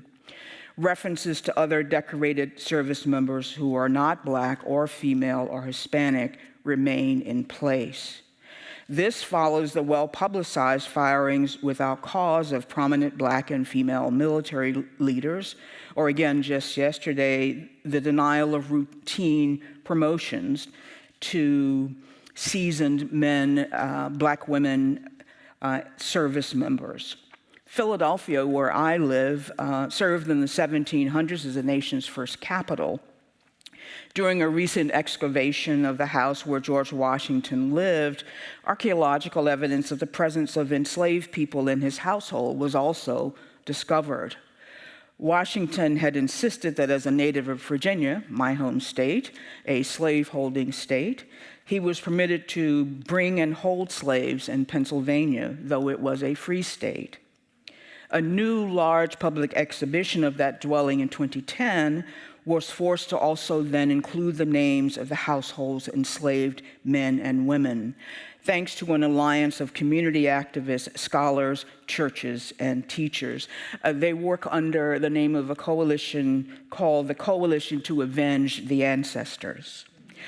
But this year, in anticipation of the influx of visitors to mark the semi-quincentennial, the federal government removed all evidence of slavery and Black people from the site's exhibits, literally had Park Service employees rip them off the walls. So this original coalition, which is still active and engaged, and the city successfully resorted to court intervention to return depictions of Black Philadelphians, including the enslaved, to the site. And so those are now back up. The past may be prologue, but history retains, I think, at least in my view, its own power and resiliency. It demands its place and it will be heard. And certainly the work of a half-century of scholarship and historical activism cannot be silenced or easily erased. And I'm confident that this new cadre of energetic and skilled young historians who've been trained over the last 30 years will now fight to shape the field in the directions that the current century demands. That work called itself into being in the past, and I think it will continue to do so in the future. So in the time I have remaining, I just want to mention a couple of ideas that I hope some of these eager young historians will take up, because I will not have to do that work myself. One of them, and this is a broad term, is I'd like more attention to the intellectual and political history of something I'm calling Black patriotism, which is not the right term. I don't know what the right term is. But really a history of, among Black people, some fidelity to the yet-to-be-achieved promise of democratic ideals. It doesn't exist everywhere, it doesn't exist at all times, but it's always there and expressed in different ways. One of them, of course, is through military service. And I think we may know that Black people serve disproportionately in the American military.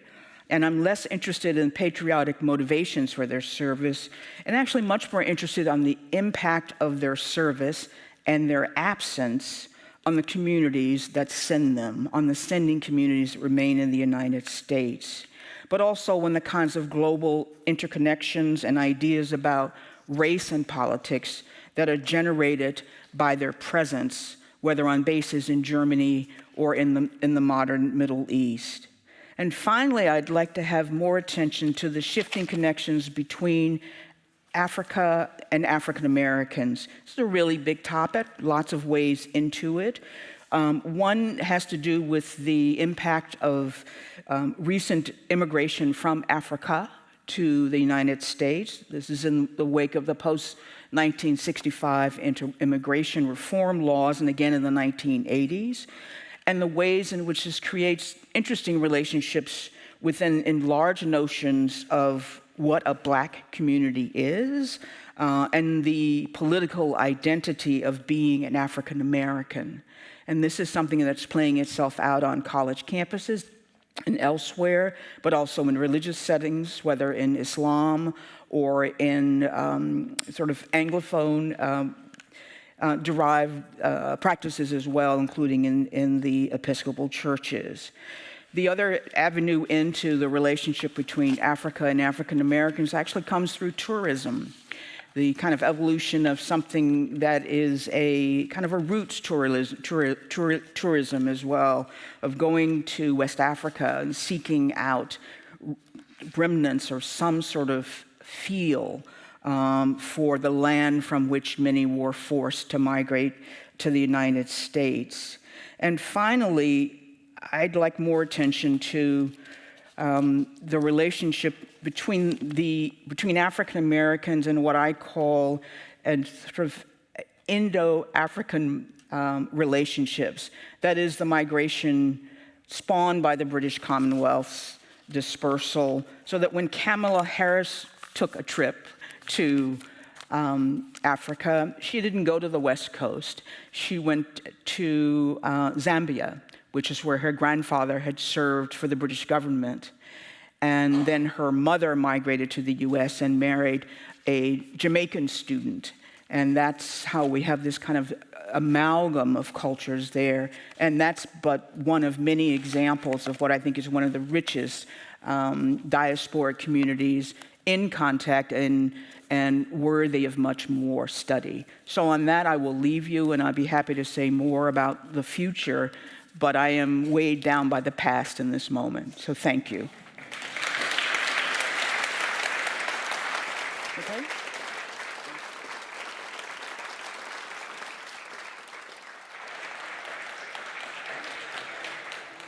Thank you very much, Professor Barbara Savage. We've now had 4 exciting and somewhat provocative presentations. And before delving into these, on stage, we'll have a break.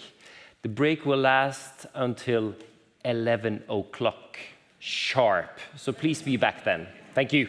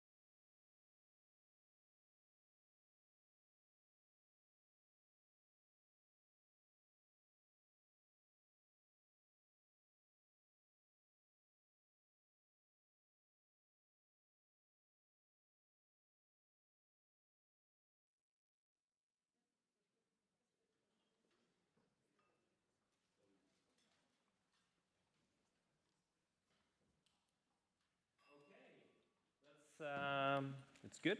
There's a natural silence in the room. It means that we commence our symposium discussion here on stage, and I'm very happy that you've all decided to come back onto the stage for this. We've heard 4 very different interventions, I think it's safe to say, but all very interesting, some provocative, some more empirically oriented, some more methodological, some more concerned with ethics and politics of history as a discipline and going forward. And I thought it would be fitting to have Lyndal, and we now switch to first names here on stage, if that's okay with everyone. Lyndal, if you could provide some initial comments to the presentations that you've heard. So Lyndal, do you have anything you would like to say as to start us off? Yes, it's really quite a job when you have 3 such fabulous presentations and you have to pull them together, see how they fit together, and then come up with what themes we all seem to be raising. So I'll have a go, but this is just very partial. I was blown away by all 3 presentations, each one so different, and each one made me think in completely new ways. I think there are probably 3 main things that seem to me to arise from the discussion. The first is about narrative and storytelling, and I'm sure that's something that we'll all come back to. So that seems to me something that joins all the participants and is also very much part of the Niels Klim Laureate's work, Maise Lind, where she is working on the role of narrative and its use in mental illness therapies. So storytelling isn't just an abstract. The second question, and that this is one that I don't think was addressed directly, but which is, I think is a question that comes out of all 3, is what is the role of causation in the way we now write history? And of course, that's to do with what sort of narratives we write, because narratives are usually driven by an underlying assumption about causation. The third is the purpose of history writing.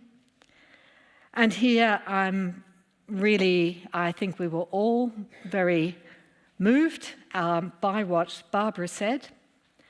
I think it's really important to remember the sheer struggle for many people involved in writing history, and the work of many people in the background without whom there wouldn't be any history. It's not just about writing it, it's about all the unseen work that many people do to make sure that the sources are not lost. And I think this is a time when Black history, women's history, trans history are all under attack, and I was very struck by how Barbara reminded us that it's expertise of all sorts in the sciences as well, which is now being questioned. And that's another reason why it's wonderful to have the Holberg Prize, because that insists on the importance of intellectual work and the joy of creation. It's not just in the US, it's everywhere that these issues are under attack. At the moment in Sachsen-Anhalt, members of museums, archaeologists, people working in art galleries have issued a public statement because they can see that the Alternative for Germany may well win the elections in Sachsen-Anhalt, and they know that their institutions will be under attack because intellectual work is very much a political issue at the moment, and there are real attacks on intellectual freedom. So, what wonderful presentations. Annette, you reminded us how history can change the questions we ask, showing how communities remember, how they think about planting trees and work together. and then just making us think about the Reformation completely different. As a vegetarian, I was really struck by the idea that the Reformation meant more meat eating, and that itself affected the environment. Who would have thought of that? Only Annette. And you remind us of the importance of a sense of agency, and of course that's very important, I think, at the moment, where it's very easy to become depressed. Thank you. And to feel that there's just nothing that we can do. But I think the problem that we face as historians is also how we gain a sense of the structures in which that agency happens and the ways in which it might be limited. And as Barbara shows us also, whose voices are allowed to be heard. And that's one of the other things Annette is doing. She's widening the range of people who have a voice in history, including those who don't write and who have a voice through what they do. And John Paul, what a riveting story. I will never think about Rome and Pietro della Valle in the same way, marrying his adopted daughter and collecting that cabinet of curiosities and traveling around with these bodies. I think the other thing that John Paul showed us is just how different history is today. There was Rome there, but there wasn't a story of the nation state. Instead, we were taken out of Rome to India, to Persia, to the Ottoman Empire. What John Paul's work does is not follow national boundaries at all.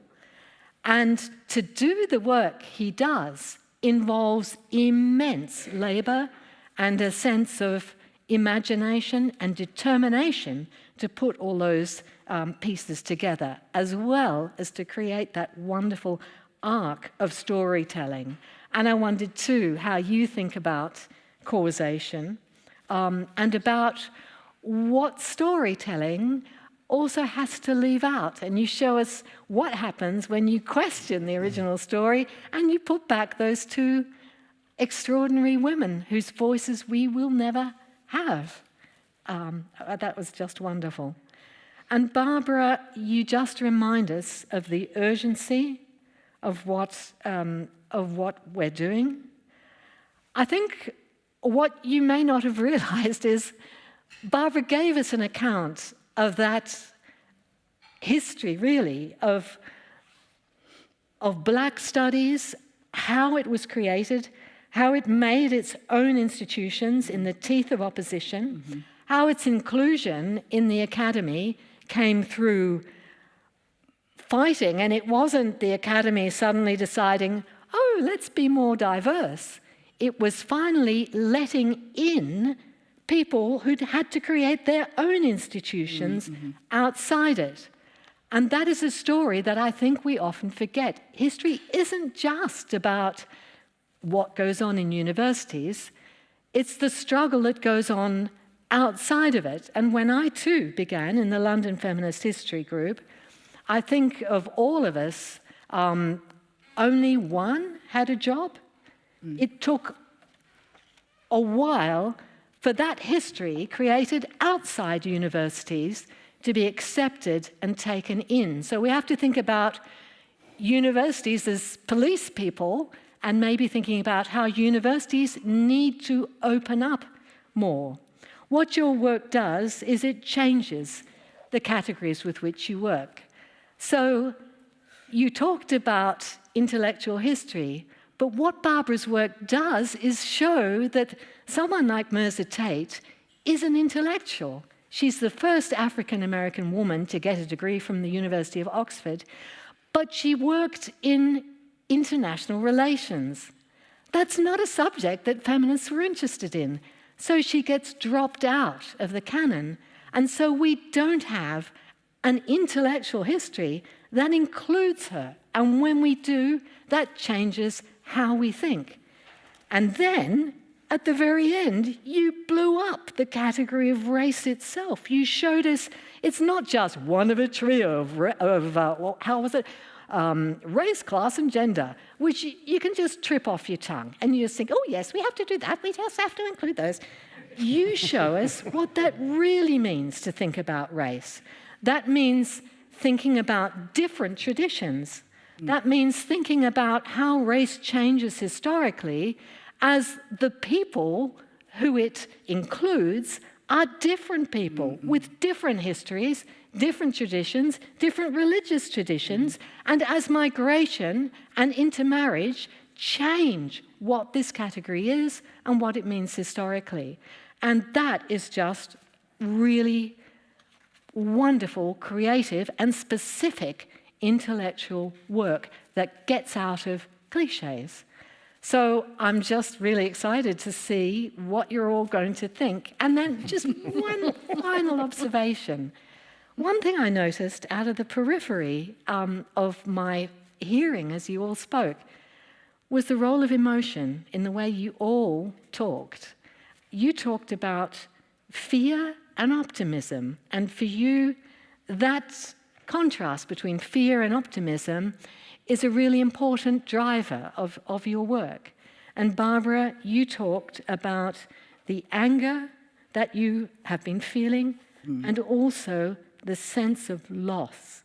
And I think being open about those emotional dimensions of the work that we do is also a really important part of what intellectual work involves. So yeah, over to you guys. Thank you. I think we should give Lyndal a round of applause.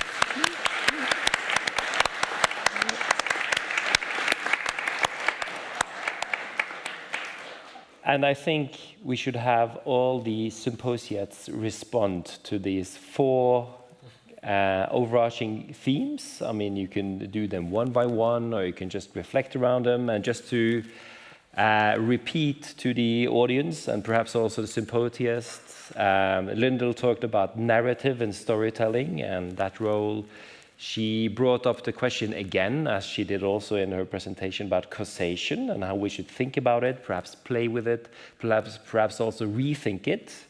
And she brought up the issue of the purpose of history writing. Why do we write history, or you write history? And then lastly, the role of emotion. So if you could start reflecting around this, that would be very good. I would also say that we will, during the course of the 6 hours that we have, no, I'm joking, we have 1 hour there on stage, we will also open the floor to questions from the audience. So if you have a question, something you think about, you can start preparing it now, and then we will have people with microphones ready in a bit to pose questions. But if we could start with these issues, should we start here? This is the boys' corner, as Lyndal called it, so we can start with you, John Paul. Go right ahead. Okay. Well, great. Thank you, Lyndal, for wonderful connecting of the dots. Someone asked me before if we'd read each other's papers beforehand. We didn't. So this is the first time that we're having to talk to one another about the work we've just heard. All 3 papers were tremendously exciting, and I think there are obviously connections across the 4 axes that Lyndal and Bjørn have just identified, and several others. I'll make a few quick points, and then I think more time for discussion is probably best. I think first on narrative and storytelling, one of the points I was really trying to make is that there is a great amount of pressure for simple stories coming from everywhere. Yeah. In a sense, this is an issue about what gets published and what doesn't, how you get a book contract, how you make an audience. It's a question of time, about historians being able to only do so much alongside the many other things they're doing, teaching, administration. And I think one of the points I was trying to make, certainly about how we deal with the narrative of a single individual, in this case Pietro della Valle and his world, was to push back against simplistic storytelling. And to suggest that actually the raw materials, the evidence in front of historians is extremely complicated. And that when we read and get excited about reading about the past, the wonder that one feels in reading about the past is, of course, the output of an extraordinary amount of work and decisions taken and priorities made by the historian, as you said, to leave some things out, to allow some things in, to prioritize certain voices.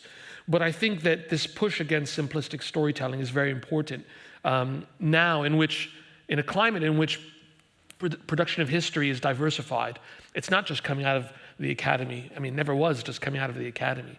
But historians have been doing what they do for, 6,000 years, whether through books or quipu ropes or sagas or however you like. And I think there's something that's really important now about making sure that narrative is complicated, or at least makes clear and explicit just how complicated and the multiple possibilities that are there in our sources. We would do justice, I think, to the field professionally to be able to be a bit more explicit about what it is that we're doing under the behind the curtain or under the hood, whatever the metaphor is. A second point I would make is about causation is a lovely question for historians that they love talking about. I think one of the things that, I don't think we teach causation. I'm thinking now about sort of where causation is taught. It's sort of in courses that I've taught or other experiences of pedagogy. I don't know if we talk enough about where causation happens. Now, of course, the historian has all the evidence in front of them, and they can arrange it and construct a set of a nice, tidy narrative of causation. I think one of the points I would want you to walk away with from the Della Valle example is the extent to which what we think of as causation happens in a particular scale of analysis. And for me, the importance of what happens in the embodied personal level of interactions between people on the spot. There's a decision made at some point by a Roman man in the mountains between Iraq and Iran to treat the corpse of his wife in a way that might be different had he been back at home in Rome. I think that these moments of causation, these decisions, history allows us to look at how individuals respond to situations, and from an arc of multiple possibilities available to them, different choices that are available to them, to choose one over the other. And what microhistory affords us to do, microhistory being a sort of approach that tends to really emphasize individual case studies, is it allows us to look very, very closely at issues of causation as they occur on the lowest scale of everyday life, as it happens between people. But on the other hand, sometimes we are looking so closely at an individual that we might not be able to notice that they're standing inside a cage of some sort. So I think causation is about scale. The last thing I'll say has to do, I think I'll just pick one of the remaining two, if that's all right, Bjørn, and say something about purpose, perhaps, of history writing. I think, in a sense, the critical thinking that is part of the process of history writing is, for me, just as important as the emphasis we tend to put on the outputs of history writing. And this may be something that links us back if we talk later about AI or something, that in fact what we do, and the emphasis I placed on the expertise of a historian brings to evidence, is a type of critical thinking that I think that the process of history, that historical thinking, the paradigm of history itself, is just as important as the outputs that come out of that process. And so part of the purpose of history, for me at least, is to turn our students not into people who write award-winning books, although we want them to write award-winning books, but actually that what we are teaching them is a form of being human that emphasizes a critical, skeptical engagement with the sources in front of us, always asking ourselves, in what way is this source, this sculpture, this text, this mountain, in what way is this source trying to deceive me? And that's about the process of history, less so the outputs of it. So I would just throw the process into the picture. Great, thank you very much. And you would even go so far as to talk about truth, but we can come back to that. Absolutely, absolutely. Barbara. Yes, thank you. And I'm not going to try to comment on all of the categories, but just to mention a couple of things in terms of thinking about purpose. Because I think, as I tried to explain in the talk, is that the origins of Black history as a community subject of study was a purpose-driven and mission-driven imperative. The tension there, though, of course, is that what one runs up against is this urge to celebrate, to lift, and to raise, which was certainly at the base of the reasons for the work, And so this move by later generations away from what's called a politics of respectability, which is what's embedded in those earlier generations, towards recouping the lives of people who, by all measures, would not be seen as respectable, was a very, very important intervention. And so, depending on what your moral sense of obligation is, there are questions that are raised that I think really have to do with the ethics of interpretation, which is the other kind of evidentiary question on the table.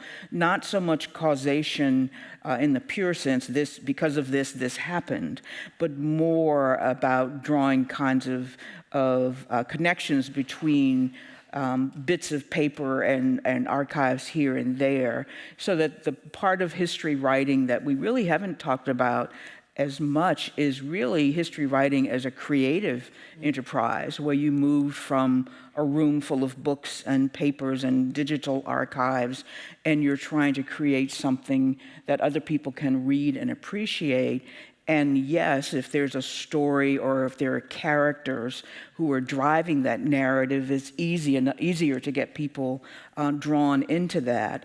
But I would also say that there are limitations to narrative history and to individual stories, because at some point, someone's going to beg for a synthesis. Can you just tell me what was going on, and can you pull back? And so the stories become integral to that. But again, there is a tension between that and that broader impulse.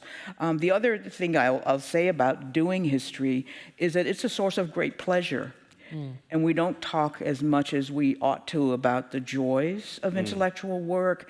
And I think the idea of losing that as an outlet for creativity in the face of funding cuts and all of that is also, in a more personal sense, part of the sense of loss, which is the fun of doing this work, which I think we've seen demonstrated here. Before I went to graduate school in history, I had gone to law school, and when I started and graduated, I didn't just go, I finished, but I left it. But one of the things that was most interesting to me when I began to really read history was the license that historians have. The license of interpretation is profound compared to the law, where you are tied to evidence, and if you miss this one case or this one bit of precedence, your whole argument just goes out the window. And so I've just always, you will find that my work is over-evidenced as a result. Still carrying that, I want to get this right, because I'm actually writing about real people and not just real events here. And so there's a great deal of care, which we all, bring, irrespective of our fields, to the power of interpretation and the creative joy. What story do you want to tell based on this pile of evidence or this research or this archive? Thanks so much, Barbara. Annette? Yes, well, maybe picking up on what you just said, Barbara. I mean, the stories, obviously, historians don't have sort of a monopoly on telling stories. There are forces that very heavily use history for causes and reasons us historians, do not agree with. The AfD in Germany, Lyndal, you mentioned. I mean, they make history, and Bjørn Enge, he is a historian, a teacher, a history teacher. So I think we were asked to have a bit of a fight, not to get too boring. So when you said, John Paul, that I agree with you. Said we should not have simple stories, and I agree with you. We should not have simplistic narratives. But what it sometimes needs are clear messages, because these parties, these politicians, and whatever they tell people very clear messages about how beautiful it was, how that, make the past great again and whatever. So I think we should not underestimate that. And therefore, I would argue not for simplistic narratives, but for clear stories. So let me take the example of vegetarian, 1527. I mean, this Heinrich Hook, he was observing something. The meat pricing is rising because people ate meat every day. I think the very clear first message is people observed this and they realized also the consequences of the land which are there, and the relation between how we eat and what it does to the environment and what it does to the market. So I would clearly say cause and effect, Markets and market forces are not like gravity, a natural law. They are embedded in cultural habits, and they are embedded in rules. And to make that very clear for today, I live in Bavaria, and Markus Söder, who is our minister, he got a very strong campaign when it came to the idea that we introduce 2 veggie days a week in the canteens for school children and kindergartens. And this campaign was like, there is a Bavarian human right for meat every day. And nobody should take that away. Now just tell Mr. Söder, listen, your Catholic Bavarian tradition has 1,000 years and more of at least 2 veggie days a week. Mm-hmm. That makes a difference, what you call tradition and what you call past histories and glorious times. So therefore, sometimes we need clear and simple arguments and stories just to make a point. So in a sense, you have both assumed 2 different positions in a sense of the idea of speaking truth to power. Yeah? You have one idea of speaking complexity to power, and one speaking simplicity or a clear message to power, in a sense. This is how I interpret your 2 positions in some sense. Not only to power, but also to the people who have actually a hunger for stories and a hunger for past. We have a responsibility because people want to know about the past and their past. Yeah. And I think we should be very careful not leaving the demand for history. We shouldn't leave it to those who deliver it more freely. Lyndal. Historians adore footnotes, so I have to add a footnote to what Annette said, which is that Markus Söder comes from Nuremberg and is a Lutheran. I know. Well, that's why I think he's actually subverting the Bavarian tradition, Can I bring up another issue that was quite prominent in Lyndal's... It was quite prominent in Lyndal's presentation. That was the role or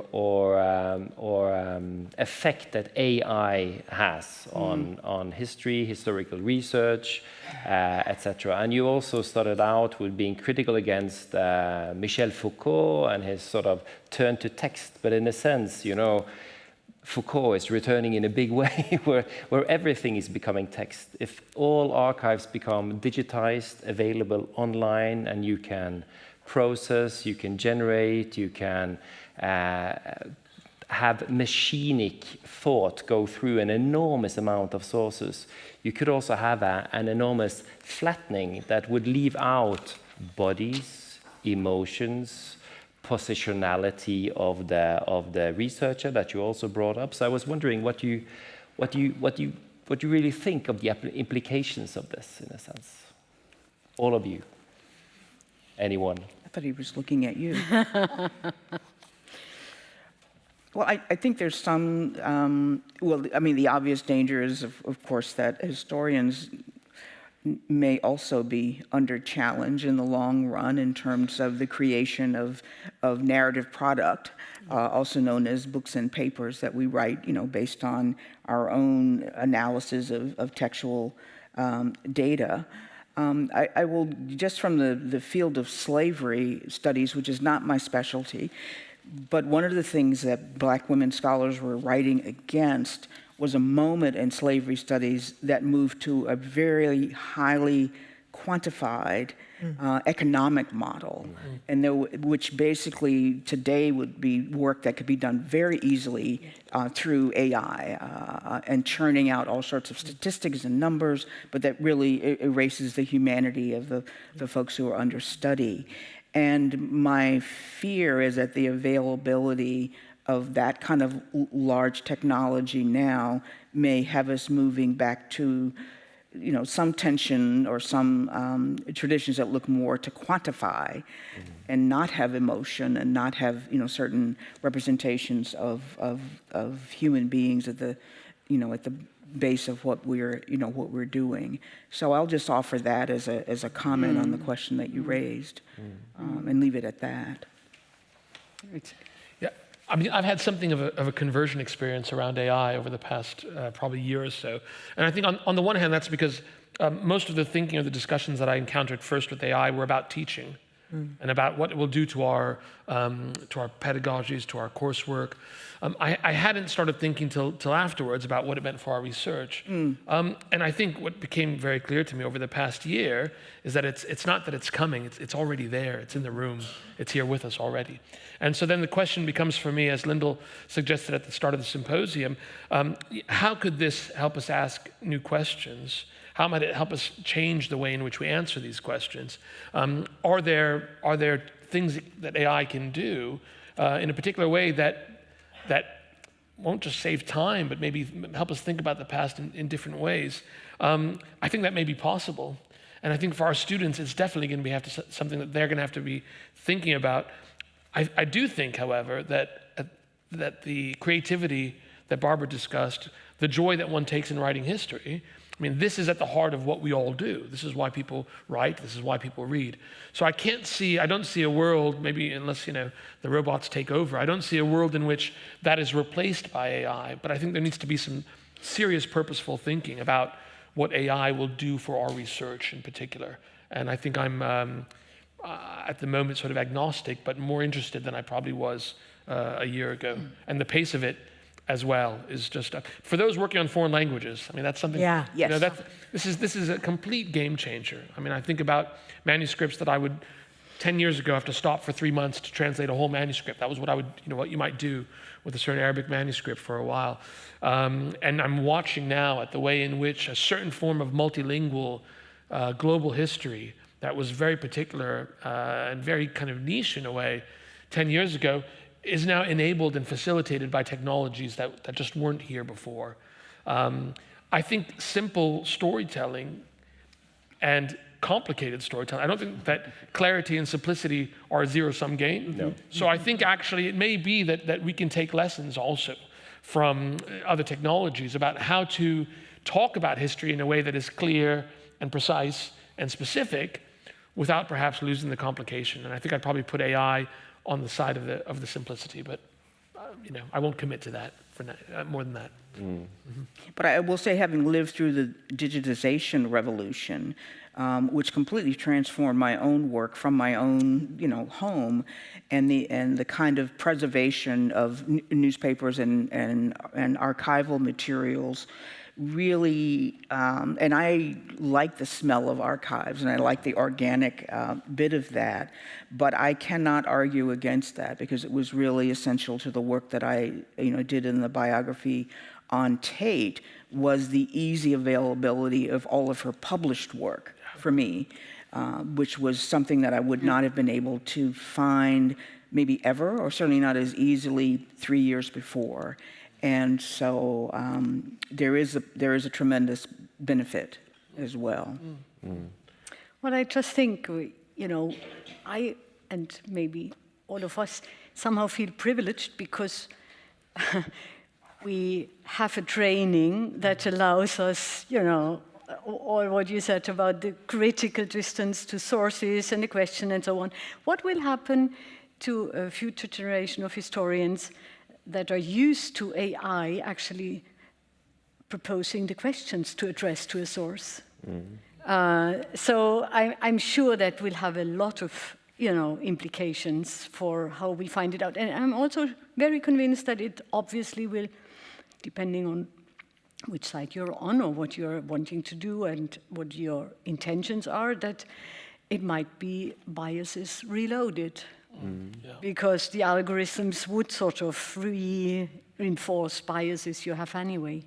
And what I personally find really the biggest loss. I mean, it's a great gain, and we cannot go back, you know, to a world before AI, but no gain without loss. And what I find the biggest loss is I love traveling, and I always had a reason to go to an archive or somewhere, and now they tell you, well, it's all online.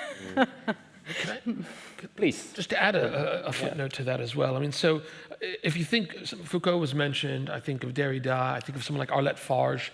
There's a generation of people writing a sort of fetishization of archives, and we all know these works. Some of them written in the 80s and the 90s. Already reading those works, I think of The Allure of the Archives by Arlette Farge, a beautiful book. It talks about, in the same way Barbara just did, about the smell of the archives, the feel of opening up the file for the first time.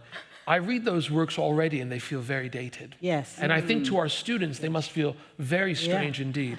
But there's another technological side which reads differently if we're sitting not in Bergen or in Oxford or in Germany.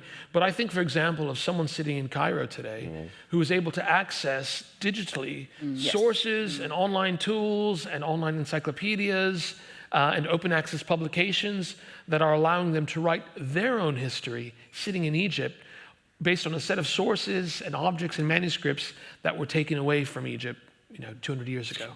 So there's a leveling, I think, which is very promising about some of these technologies, which of course, they're all Janus-faced. They have two sides, but I think we might think a bit more about how some of these technologies feel for the Global South or in other areas of the world.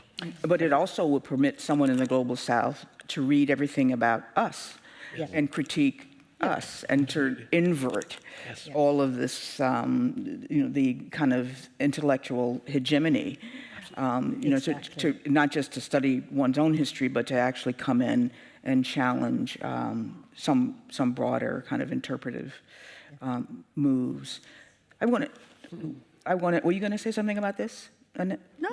I wanted to wonder if we could talk a little bit. I don't want to do it, but wonder if we talk a little bit about biography and history. I mean, stories and individual stories is one thing. Full-fledged biographical birth to death stories, having wrestled to try to do one, is its own thing. And in doing that kind of work, I think I was always asking, what is it that one life can tell us? What is it that one life can teach us? But there is still a tension between biography, doing the work of biography and doing the work of history. And I'd just like to put that on the table.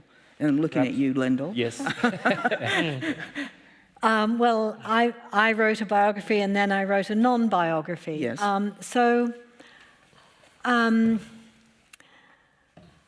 I think what you did with a biography and what I guess I was trying to do as well, but in your case, you were able to take existing ways of thinking about intellectual history and women, and by taking one life and entering your subject from her point of view, you are able to question all the categories that you'd worked with before.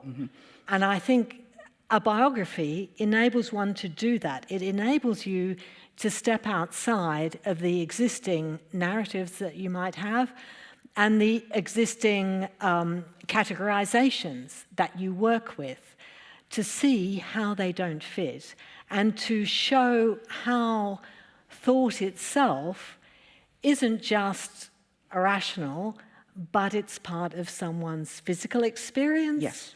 It's part of how they live, who they live with, and how they live that life, and their whole emotional and fantasy life, their dreams.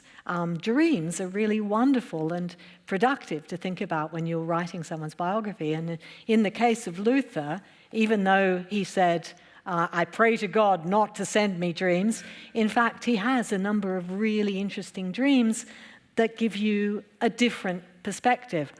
So I think biographies, I was always taught at universities that biography was a lesser form. In the United States as well. Yeah. And I think what's a wonderful thing about biographies is that when you do one, you are able to question all those categories that you work with, and that can be really exciting. And if I can link that to the question of what AI is going to mean, I hope that one of the things that it's going to mean is that narrative history becomes less important, because the thing that AI is really good at the moment is synthesizing everything, giving you a clear, simple narrative and telling you the facts. Of course, we also know that it gets the facts wrong, even when it sounds most authoritative.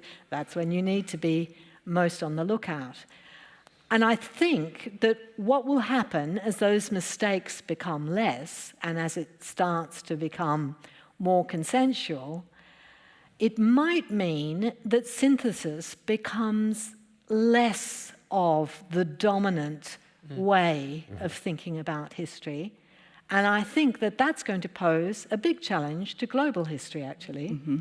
And I hope that it will take us back to thinking of new ways of presenting history, maybe not just through books, as you pointed out. We need to be thinking about other forms. And I think forms of publication will change very fast over the next 10, 20 years. And I hope it will lead us to new intellectual techniques. So I'm quite optimistic about what AI might mean there. I think you're not optimistic, you're hopeful.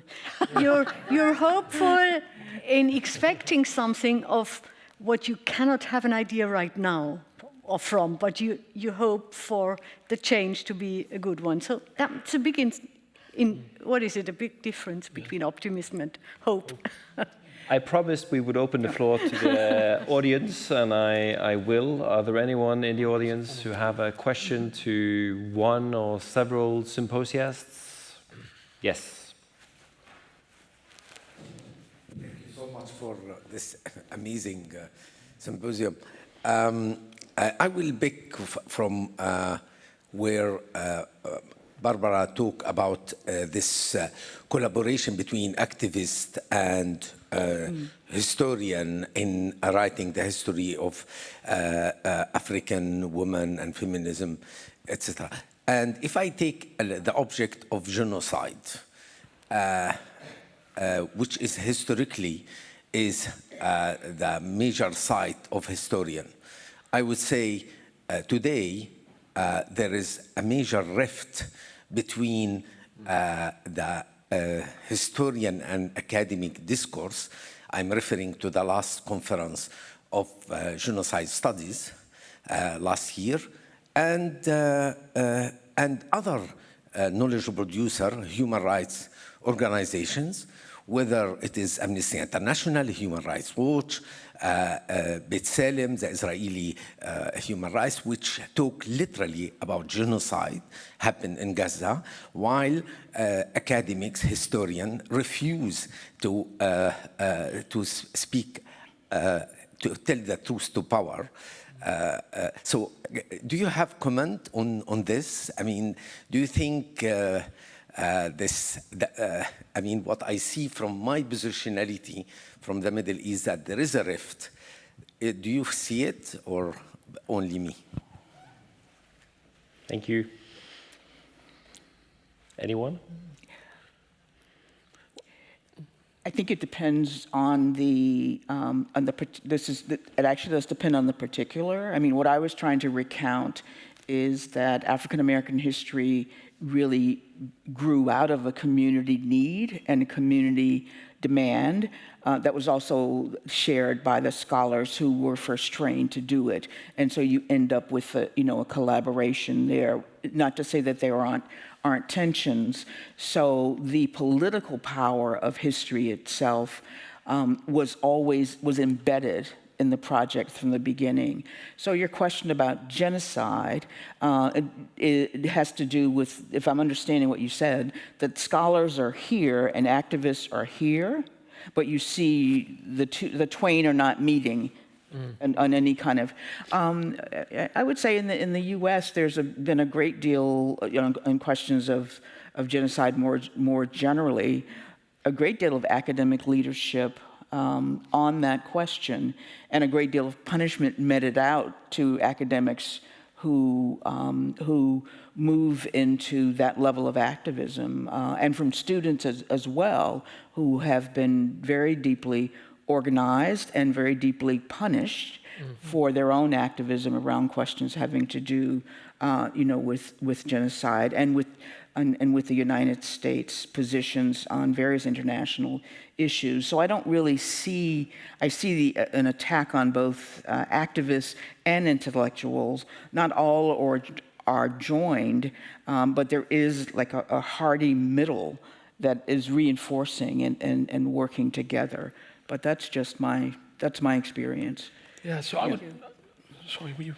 I would second what Barbara says. So I think you bring up a very good example of an area where exactly, where we see the potential for friction exactly between, say, professional historians on the one hand and activists, memory workers, community historians, amateurs, however you want to think of it, between these two groups.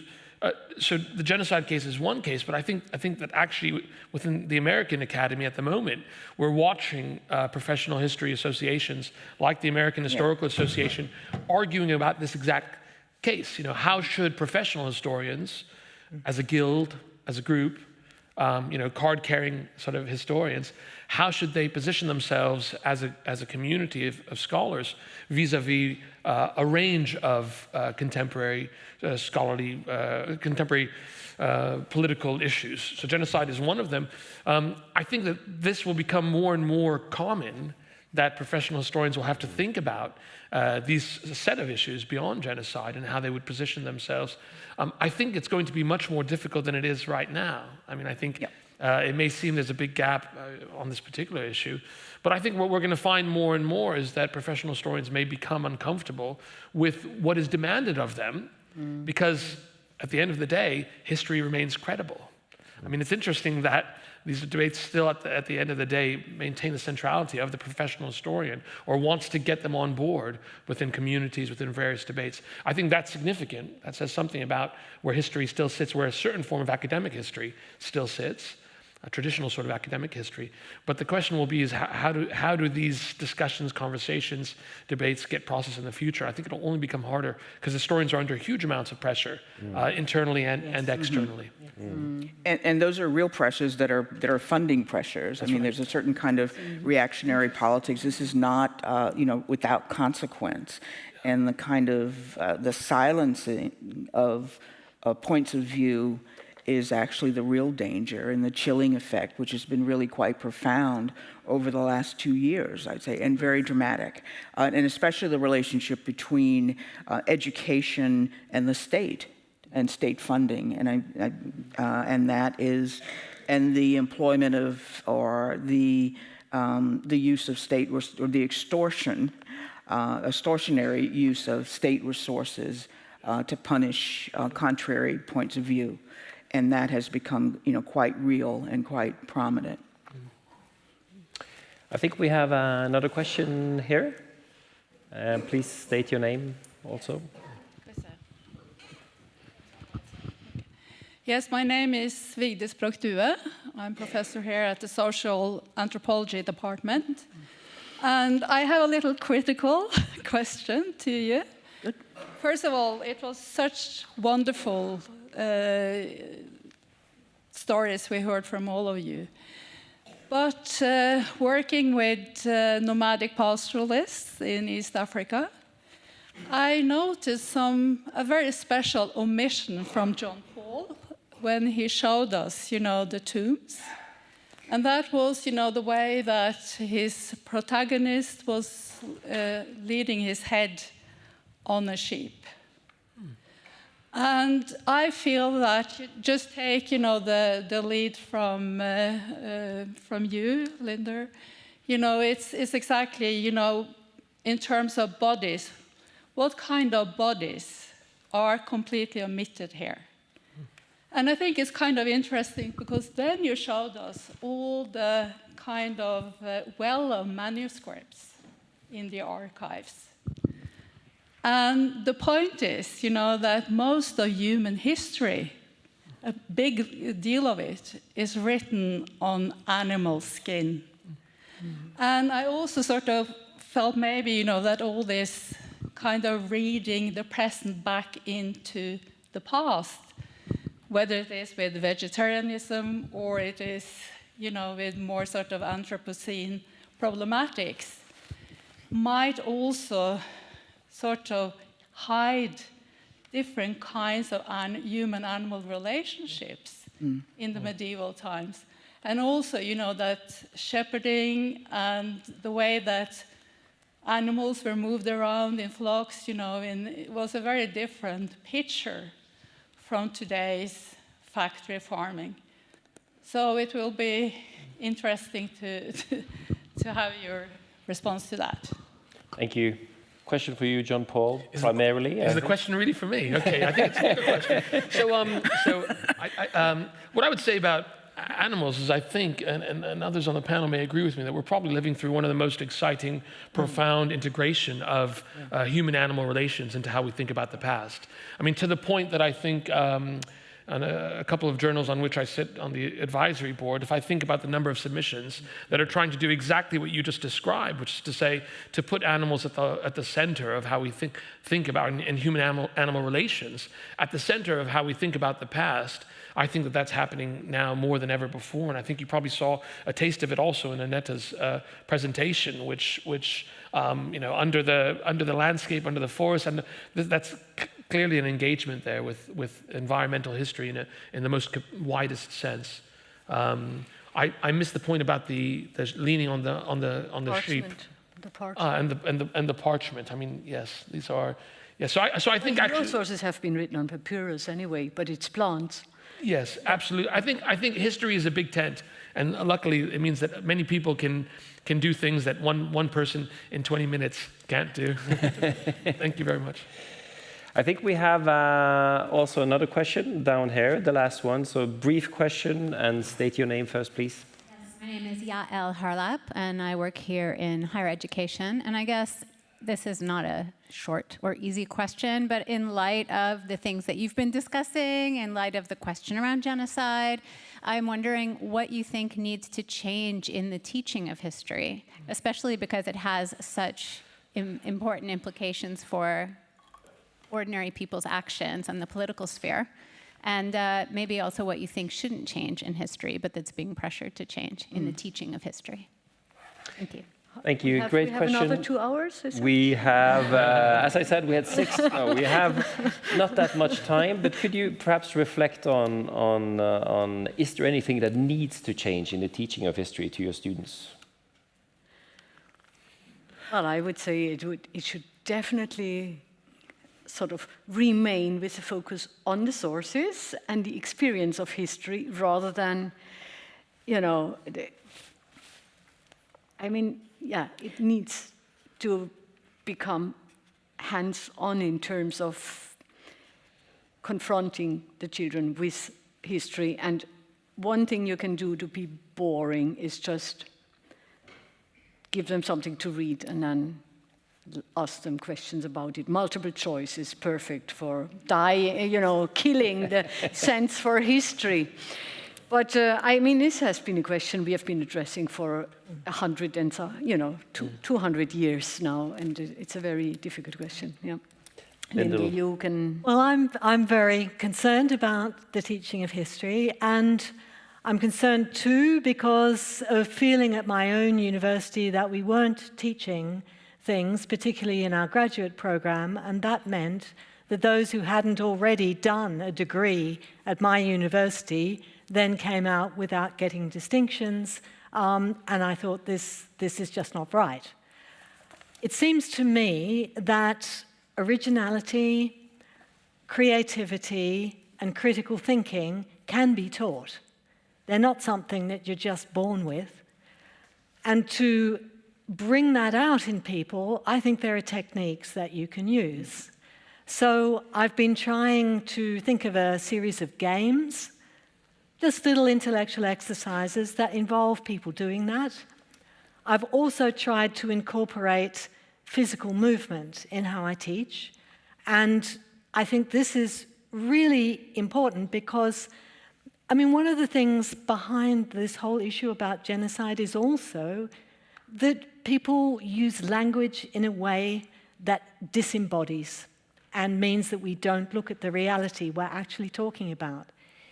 If you do some exercise in the middle of a class, you get people to move away from that sort of upper head thing and to think about what they're really meaning and talking about when they use words so fluently.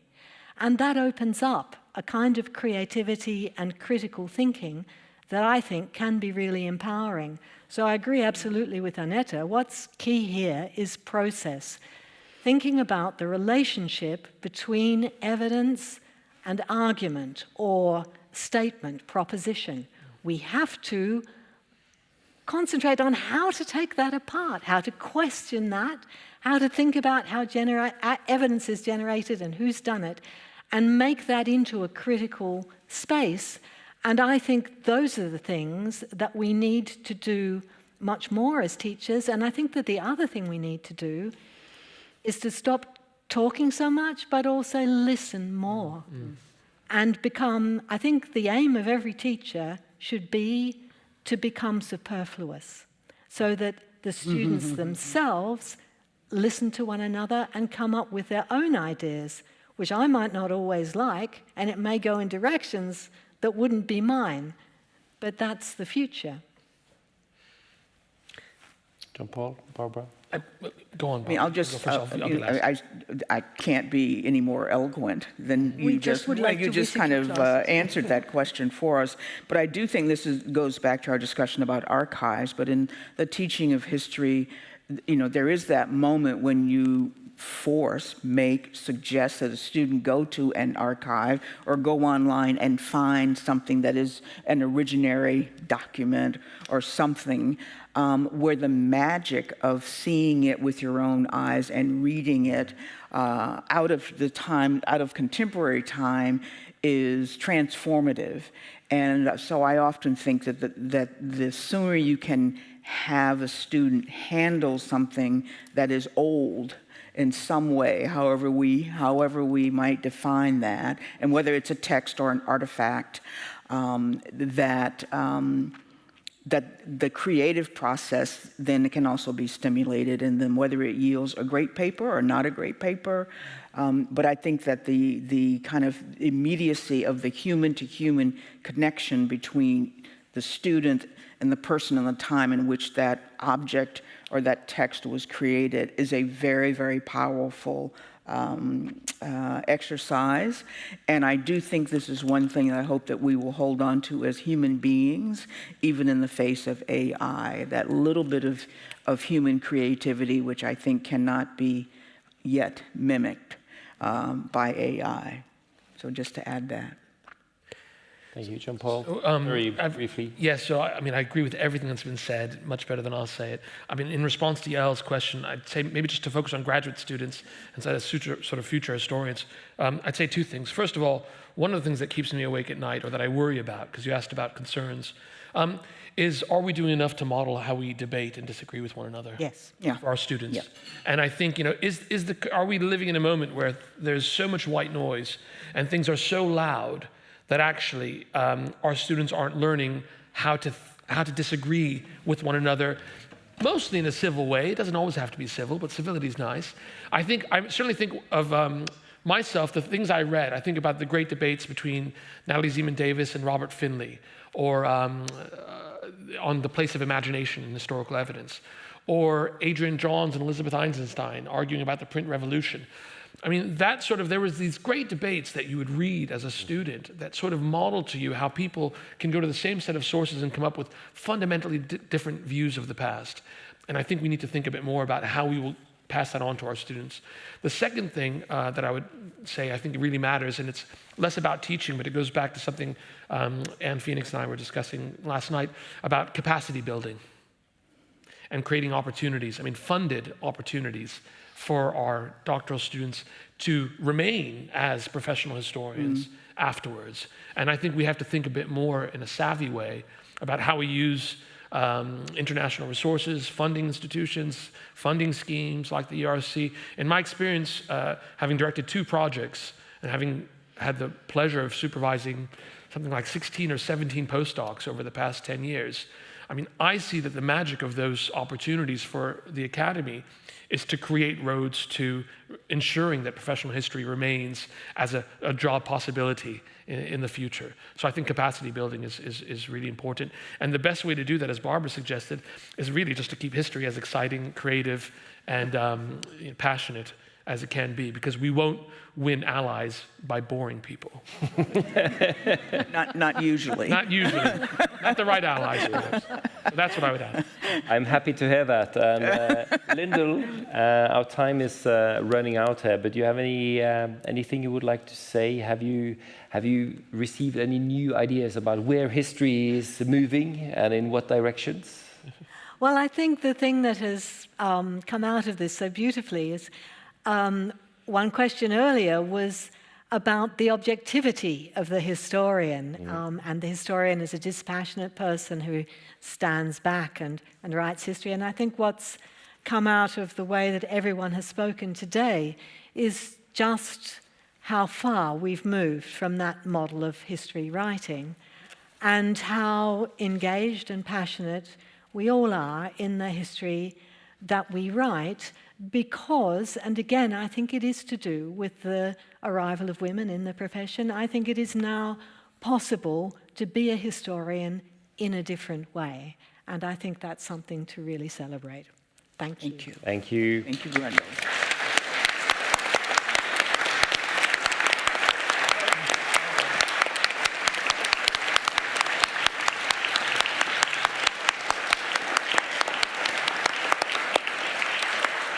So I would like to thank the 2026 Holberg Laureate, Lyndal Roper, as well as the symposiasts Annette, Kehnel, John-Paul Ghobrial, and Barbara Savage for all these wonderful interventions and this very exciting, making this into a very exciting symposium. Last but not least, I want to thank the audience who's joined us here in the University Aula, as well as those who have followed us digitally from all around the world. Now, there will be a lunch break, but at 1 o'clock sharp, the 2026 Nils Klim Symposium with the Nils Klim Laureate, Maise Lind, will take place here in the Aula, and you're all welcome back then. But once more, thank you to the symposiasts, to Lyndal Roper, and to everyone who's made this into a great symposium. So let's have another.